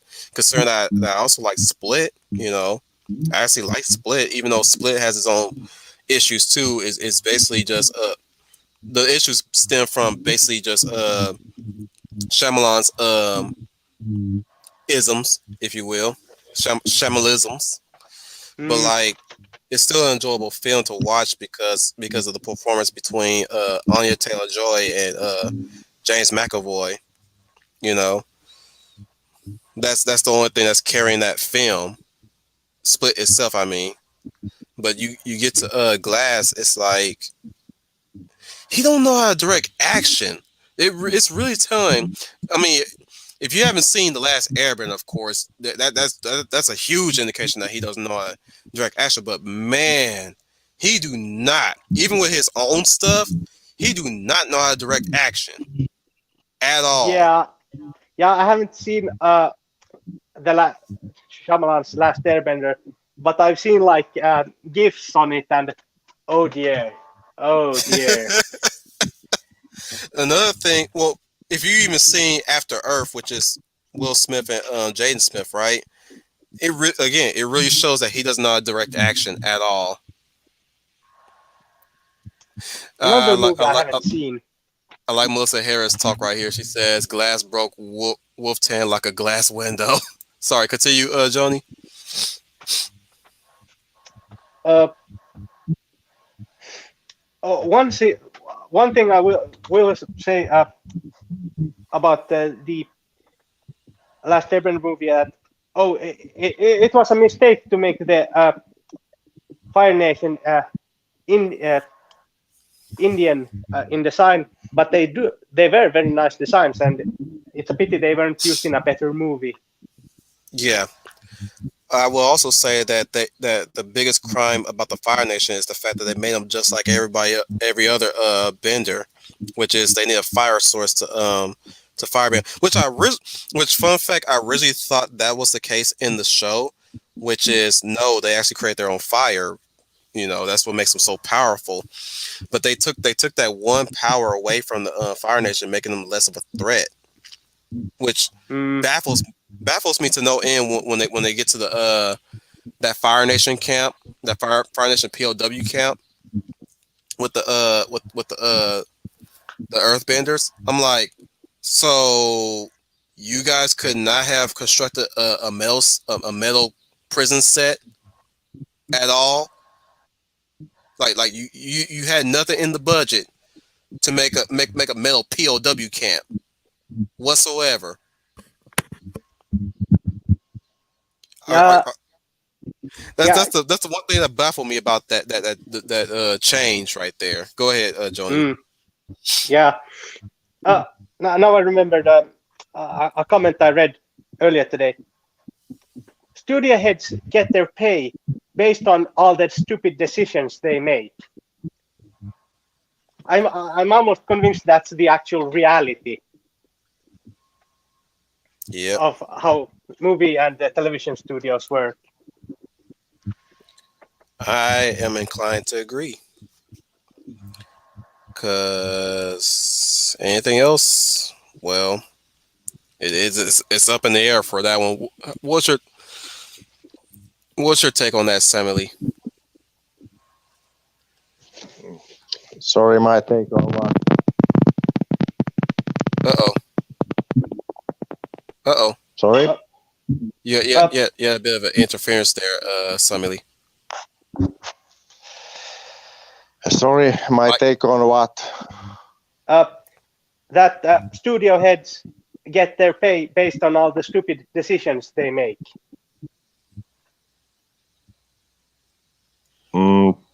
Probably.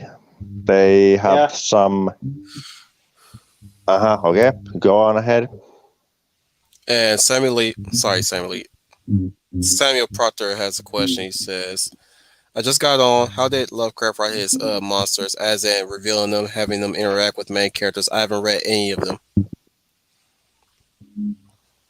Which one you want to take that? It's a Lovecraft. I mean, he really. I mean, the whole. You're kind of muffled there, Samuli. Yeah. Sorry. Here. Okay. Yes. Adjust your mic a bit. Yeah, I'm here. All right. You're a bit muffled, but I can hear you clearly. Yeah. Okay, good. Yeah, well, Lovecraft doesn't really describe his monsters usually in detail. It's a very slow build-up to you don't necessarily even see the creatures like this unless there's this like very brief glimpse that's not even then they're not described in vivid detail most of the time, and when they are seen, but there's not a huge lot of direct interaction with the main character and whatever monster is in question in the particular story. Apart from Call of Cthulhu towards the end, which the big reveal is basically Cthulhu himself, and one man lost his life in the exchange. Yeah, but Cthulhu is so it's just that one story that he's in. It's really just one story.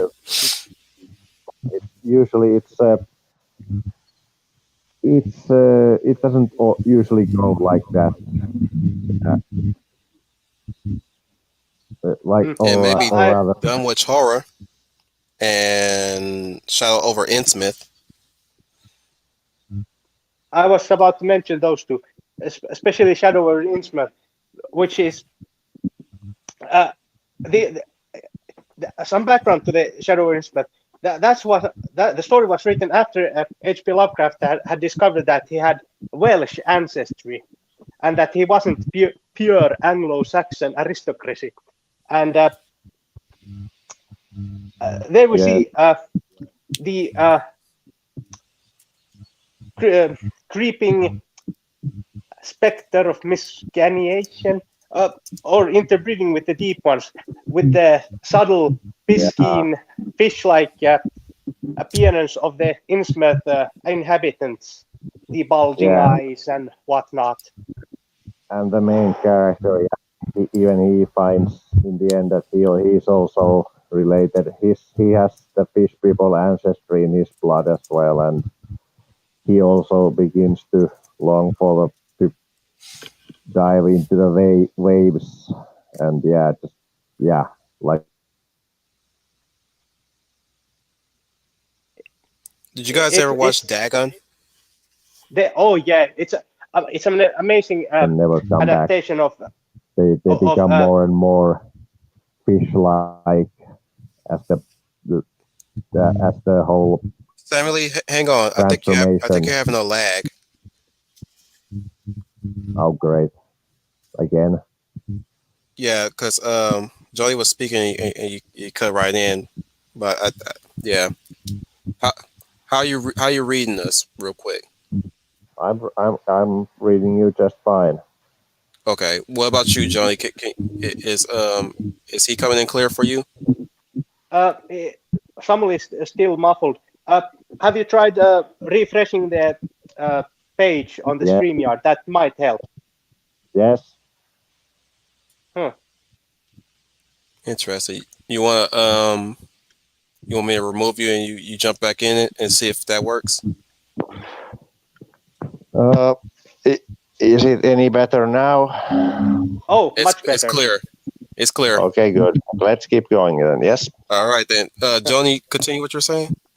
Oh yeah, masterful cinematic interpretation of Shadow over Innsmouth, and why can't I remember the main actor's name? He's practically now all the Lovecraft adaptations.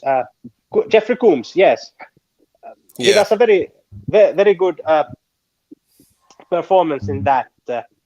And side note, it's the Shadow over Innsmouth story which makes me wish that H.P. Lovecraft had known about Finns our distant Asiatic ancestry and had subsequently written about us.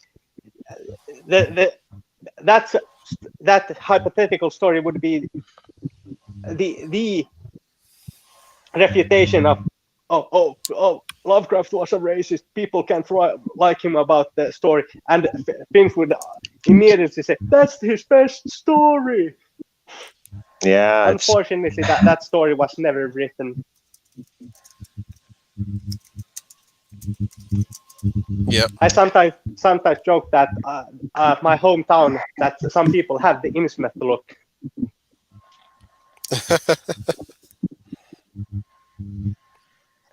Yeah, Innsmouth, thanks to Dagon, and of course thanks to Dominic Noble. I'm not sure if you guys know about him.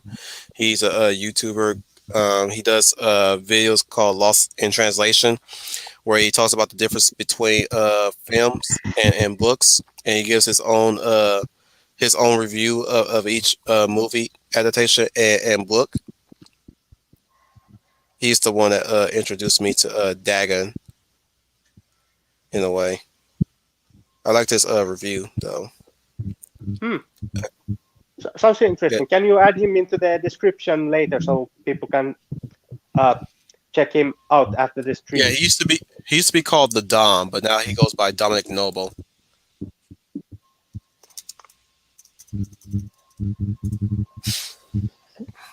Yeah, going back to Samuel Proctor's question about how, to summarize, usually there's very little, you don't see the creatures very much, and it's only for a glimpse towards the end, and there's not much that the main character usually is able to do to change the course of things. Usually the main character is merely an observer to whatever is going on, whatever the creatures are doing. There are no heroes really barely any heroes in any Lovecraft stories, and it's usually whatever the creatures are doing, it's inevitable. It's going to come to pass, and usually there's only Yeah, they usually try to fight. you. They don't necessarily fight it either. Go, sorry, continue, Sammy. Yeah, Sammy. yeah. You cannot. Yeah, it's the point is you cannot fight these things. They are so completely beyond you that it's completely laughable. The mere thought of that humans could do anything to avert things. The best thing you can hope when with these creatures is that they never ever notice you in any way at all. Yeah. It's The- yeah, this typical. That's the typical Lovecraft horror story for you. You're a flea to them. But yeah, he yeah, like I said, he didn't really. He had no interest in writing any kind of class typical heroic tales and human and I think he genuinely didn't consider humanity to be interesting or any kind of meaningful in a grand scope of things. So he had no interest in writing about human relationships or any of the sort. So you won't be getting anything. It's honestly, I can see why some people would consider this very gloomy and depressing, and and so some of these stories definitely do feel quite that you need to take a break after reading them. You can't, especially Mountains of Madness. That's one that's definitely drives home the whole crushing. You're all equally worthless. How small we all are in just the horrifying scope that he paints in very great detail in that story, especially. Yeah, it's honestly not. I hate to spoil things too much, and that's definitely one that's worth looking into. At the Mountains of Madness. That's all Since I'm we're gonna talking say. about Lovecraft, we might as well bring up something that I like to consider Lovecraft light, or at least like especially on the Japanese end of things that are Lovecraft light from the Japanese, like specifically Junji Ito and his books. Joni, are you familiar with Ito? I've read some of his shorter stories, especially the one where people, women start giving birth to animals. That's the one that I have the most vivid memory of. I should Are you talking about the one really with the mosquitoes, uh, like in Uzumaki? no, this one The had sort like of vampire mothers that basically drain blood for their children. no, this one that they actually gave like birth to actual animals. Oh The wow, main he woman. made a bestiality book. No, I'm kidding. No, no. That the children just for whatever reason were animals, and this was the main woman, female protagonist's uh, child was like this lizard thing, and it goes into like creepy detail when the lizard child eats this normal human child, and that's the gruesome detail really amplifies the horror of the whole matter. And then there's this television news program that starts telling about how this has become like almost normal, that more and more children are being born this way. It's a really creepy story, and my description does not do it justice. But in general, I have not read enough of Junji Ito to really. So far, I've completed. I've already years ago I've completed Uzumaki, and I still have to finish Gyo. I've yet to get into the Tomei books. as of right now. I do remember what was it? The Amigara fault? I can't Happen? remember the exact Amigara fault or something along those lines. There's this mountainside that like crashes, and there are these holes inside, and they are like people sized, and people start like running into Oh, I those read that holes. one. Amagiri. Yeah, you're talking about Amagiri Fault. Yeah. It's been a while. I can't remember the exact Yeah, title. So thanks. it's called Amagiri. Yeah, Amagiri Fault. Hmm. That was messed up. Yeah. That is, dude. That was true Lovecraftian right there. Mm. To the point where oh, you know what? I'm gonna stop right there because I don't want to spoil, especially what happens to people who goes into the cracks. Oh my goodness. Oh yeah. It's very. I suppose I'll say this much. It makes the thing look almost like. Well, you could compare it to the thing in some ways, I Mm-hmm. suppose. Uh, but I haven't read the story, but I've heard it's in many ways very Lovecraftian. Hellstar Remina. Oh yes. Unfortunately, the horror, I think it's horror show Mikey you had covered. Yeah, Hellstar Remina. I think he removed that video because I think they almost filed a cease and desist order on him. But I remember Oh, completing Hellstar Remina. That was crazy. yeah, I've only read summaries and some plot points, but yeah, it's the story that I'd consider the most Lovecraftian of Junji Ito's works. And I had this question for Samuli earlier. How would you compare Lovecraft's descriptions of monsters and how he treated them, and contrasting with Robert E. Howard's descriptions and treatment of monsters? That would be a good Repeat the question comparison real point. quick, Johnny. Hmm? Repeat the question real quick. Uh, how would you compare Lovecraft's and Robert E. Howard's monsters and how they are described? I haven't read Completely any different. Howards. Yeah, I Yeah, assume they but would be different. completely differently. Yeah, that's really the short answer. Hmm.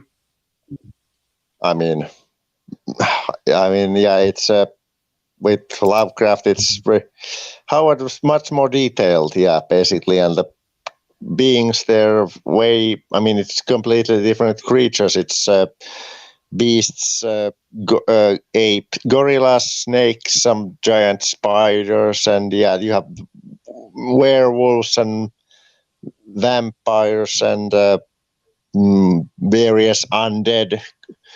You have voodoo zombies and the like. I mean, it's very I guess in a way, it's way more everyday than Lovecraft's these horrifying,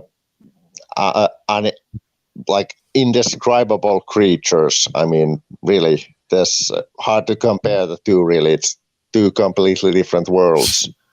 Hmm. Really. I Oh, just thought it would one be an story I want to interesting. suggest you guys to check out from Junji, turtleneck, red turtleneck. That one's sort of Lovecraftian, but with a dash of psychological horror. I'll have to check it out. Dude. Yeah, but with Howard, I mean, even Howard stories. I mean, the creatures, as terrible as they are, I mean, you can fight them. That's the big thing. I mean, you can destroy them. They're supernatural, but I mean, even like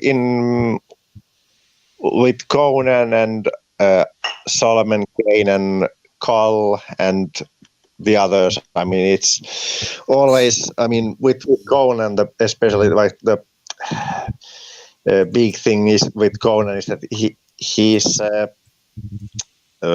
anything that's like he's not afraid of any man or beast, and even with supernatural beings that have material form. I mean, even in the face of those, he's usually correct that anything that's taken material form can be destroyed as well. So, which is usually true. So he doesn't usually. I mean, there's the supernatural curses and evil spirits. He does have the fear of supernatural superstition that's in all his kind. It's those do give him those things might give him some pause and cause genuine fear, but supernatural creatures that are in material form, though he keeps his wits about him. Yeah, it's with Howard you can fight these beings and anything usually, not always, mind you, but with Lovecraft you cannot. That's the quick way to describe it. I'll give you another Japanese one that's Lovecraft like. Gantz, in a way, or at least the writer for Gantz tend to have a bit of a Lovecraft lightness to the creatures, or at least the beings in question, or at least the stories that he tends to tell. You know what I'm saying? Yeah, I've only read. Actually, I haven't read Gantz, and I've only seen a couple of episodes of it. But I am familiar with the series. Yes. Did you know he made a story about a porn star that goes giant and combats other giants? Yeah, I'm reading. It's Gigant. I'm reading it currently. It's really fucked up, but it's a page turner to be sure. I love how you throw it in, but yeah. I'm only if you've read any further, then I'm only at volume. Volume 4. So let's not get too deep into that. I don't want to hear too many spoilers if anyone's read. I haven't begun it yet. I'm still trying to complete Berserk before I get into anything Gantz related or anything by the author. I can. It's I've just recently read Berserk Deluxe Volume 7. Yeah, it's really good. Can't wait for the next one. I think it comes out. I think it comes out in July. July. I think. Okay. I like Matthew Flynn's comment here. If it bleeds, we can kill it. That's basically every that's basically every said by every JRPG protagonist ever. When facing bleeds, we can kill it. Yeah. I'm jealous, by the way, that you're able to do a heavy Arnold accent. So far, I can muster. You killed my mother. You killed my father. You killed my people. You took my father's sword. Used to be the time. Must have been from the time when I was a young man. When steel mattered more to me than the jewels. The riddle of steel. You know this. Do you want to know the secret? Flesh is stronger than steel. Shall I demonstrate it to you? It's the least I can do. Up there, on the cliff, the young girl. Come to me, child. That is strength, boy. That is power. What is steel compared to the hand that wields it? Look at your body. I gave you this. Such a waste. Contemplate this on the tree of woe. Now, how was that for a Thoughts of Doom impression? Pretty good. Even, Uh, even though it's I, not. Go ahead, Joni. Sorry, go ahead. Pretty good. I should rewatch the movie sometimes, but I'm more familiar with Robert T. Howard's book works through the Dark Horse comics, which are most of them are masterfully drawn, and even the ones that on the cruder side at least have interesting stories about. For example, the one about Conan's grandfather.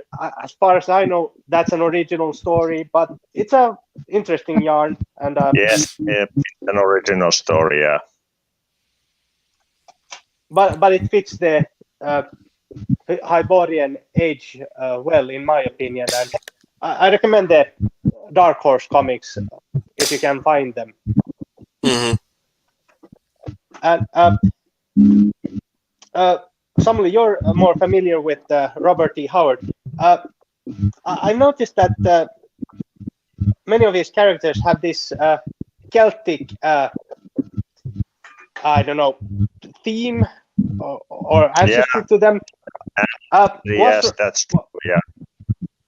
Was Robert E. Howard of Irish or Scottish or whatever ancestry? I need to check. Give me a second. I need to. I'm not completely sure how it was. Quite possibly at this. When in doubt, wiki. Yeah, I just thought that, of course, one could just be interested in our culture, but usually you write what you know. So maybe he just another thing that I have no idea of. If he had Irish or Scottish whatever friends or people around him as he grew up. That might be an interesting topic to study at some point.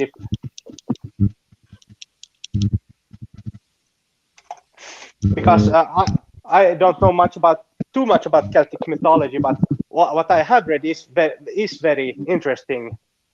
For example, Cuchulainn. It's been too long since I've heard the name.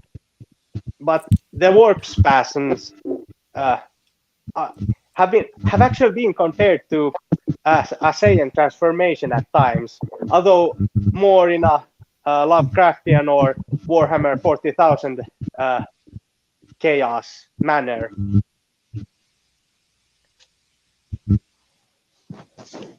Any other questions about Howard or such you would like to ask? Maybe again. Wikipedia says he's American, born in. I now looking it up, and just I took a look at the short,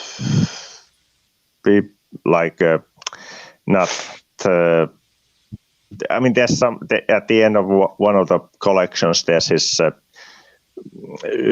basically a short version of his life story. I mean, yeah, it would appear that no, he doesn't have any Celtic ancestry here. So it's very often mentioned in his tales, like especially the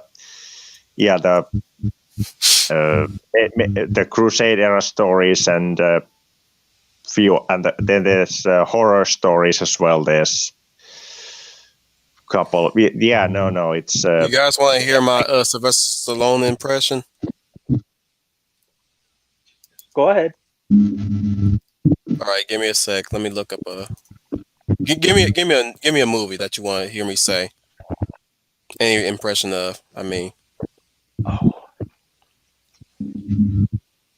Oh, I'll do Rambo. From First Blood. How about that, guys? Yeah, sure. Johnny's like whatever. Whoever keeps the wolf I'm talking, just I get. I'm just a bit spacing out. Got a bit of flu, so Oh, uh, uh, you want us to? oh I no, guess what? I'm good to go. I've still got lots of juice. I've in fact fallen asleep only like 6 in the morning. So yeah, that's still like 6 hours All right, from. Proctor. I'll do this one first. Adrian, Adrian, Adrian! we did it, baby. Nah, kidding. You did everything to make this private war happen. You done enough damage. This mission is over, Rambo. Do you understand me? This mission is over. Look at them out there. Look at them. If you want, if you won't end this now, they will kill you. Is that what you want? It's over, John. It's over. Nothing is over. Nothing. You just don't turn it off. It wasn't my war. You asked me. I didn't ask you. I did. I did what I had to do to win. But somebody wouldn't let us win. And I come back to the world. And I see all these maggots at the airport protesting me, spitting, calling me baby kid and all kinds of vile crap. Who are they to protest me, huh? Who are they? Unless they been me, been there, and know what the hell they're yelling about. It was a bad time for everyone, Rambo. It's all in the past now. For you, for me, civil life is nothing. In the field, we had a code of honor. You want my back or what's yours? But here, there's nothing.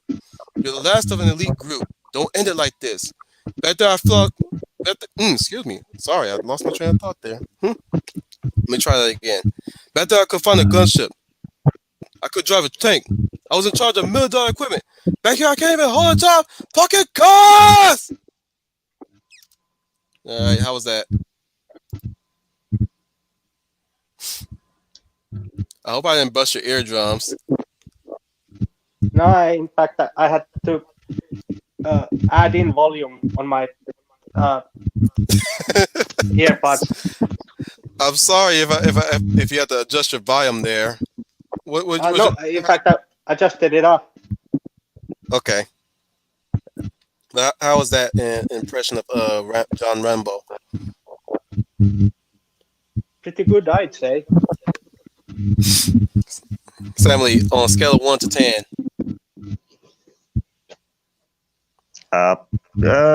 That's I'd say 7. I don't know. Okay. Oh, you're too kind to me. You're too kind. I'm kidding. Thank you though.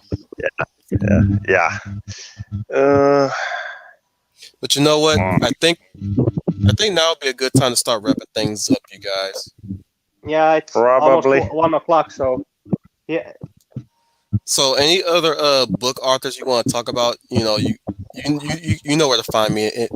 Obviously, you know where to message me. So, any books that you recently got into? I'm sure my book knowledge is kind of limited, but I'm sure I'm willing to hear you guys out and gush and fanboy all over it.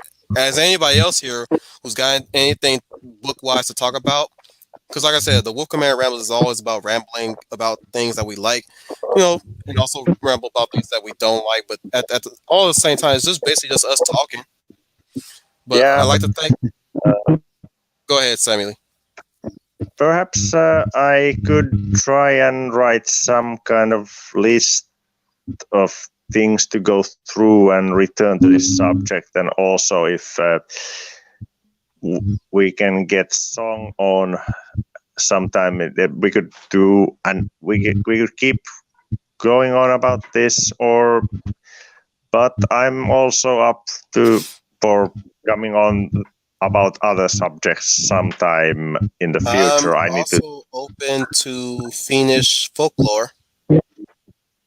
I think I just pronounced that wrong. Finnish. Finnish, but yeah. that's Joni's thing more. I don't have much to add on it. Yeah, but Joni can definitely help you on that, as you know. So, but yeah, I need. As for my subject, I need to give it some more thought. But yes, I'll let you know. hopefully Song will join us and she can provide a bit more as well. She will give much her own view and give it more direction. But I should also try to, for real though, I will try to make a more organized list of things to go through about this topic next time. Not re- Yeah, I will say this. I don't expect that, but I do appreciate you taking that extra mile though. So good luck on that one, Samuli. yeah, I should do that. Yes, I yeah, will say this, guys. I do appreciate you guys joining me today. I appreciate you guys your love and enjoyment of course our favorite guy to talk about Lovecraft and our other favorite guy to talk about Howard. Both you and Yoni here, Assembly. I'd like to thank our listeners today for joining us as well. Sorry that everything's a bit out of a bit crisscrossy and out of order, but that's how it's baby steps, guys. As I like to always champion it. It's baby steps. We're still learning, We're all still learning, and we all about growth here, as always, right? yes. Indeed. So don't beat yourself up about it, any of it, Simon Lee. I won't. You're still learning, as we all are, But again, I'd like to thank everybody for joining us. We had a lot of people today. That's crazy. I don't Yeah. know whoever else was the people that joined us, but I'd like to thank everybody for joining us. Um, Tonight will be Catholic Bible Geek. Maybe he'll have something to talk about on Catholic Bible Geek. I think he's actually taking a day off because he's preparing for Easter Sunday this Sunday. I think everybody's taking a day off. Tomorrow, Troy has his own thing going on which is we're watching the pilot episode of Smallville, which is for his fixing the DCEU segment of fixing things. Saturday we have Ma Pacelli doing the About Last Night rewatch with Demi Moore. I believe Big Al and her lovely husband will be joining them that night. Sunday will be Matthew Flynn's little show in the morning with Troy Pacelli and Ma Pacelli as well. Later on will be Geeky Geezers with Troy Pacelli and Age Boomer. I don't know if me and Matt are doing anything on Sunday, but I'm pretty sure we will be doing something on Sunday. Monday will be Monday Night Muse Sound Engraver. Oh, hey there, Sound Engraver. So check her out for anything art-wise or artist-wise or music-wise for her topics. I mean, Tuesday, me and the UN Spacey Wolf Squadron will be talking about what we're talking about next. I had this schedule and I should know what we're talking about. Oh, we're continuing our talk about representation versus identity validation, which is basically, are they asking for representation or are they asking for identity validation? Wednesday, of course, will be Green Lion Girls streaming the Final Fantasy VII remake. Sadly, I did not attend yesterday because I had watched Godzilla vs. Kong last night, and short review there. I loved it. I really loved it. By the way, so check that out. Also with songs, also sharing the same spot is Songs with Birdman with Daniel Herron and sometimes AJ Boomer, sometimes Big Al, and you might catch the lovely Lady of Valor Leia plus size here or there if it's Captain America related, of course. Thursday will be the UN Spacey will be talking about what are we talking about Thursday? Let me check the list. Sorry guys, speaking of disorganized, I'm disorganized myself. What we're talking about on Thursday on the same week. All right, Power Fantasies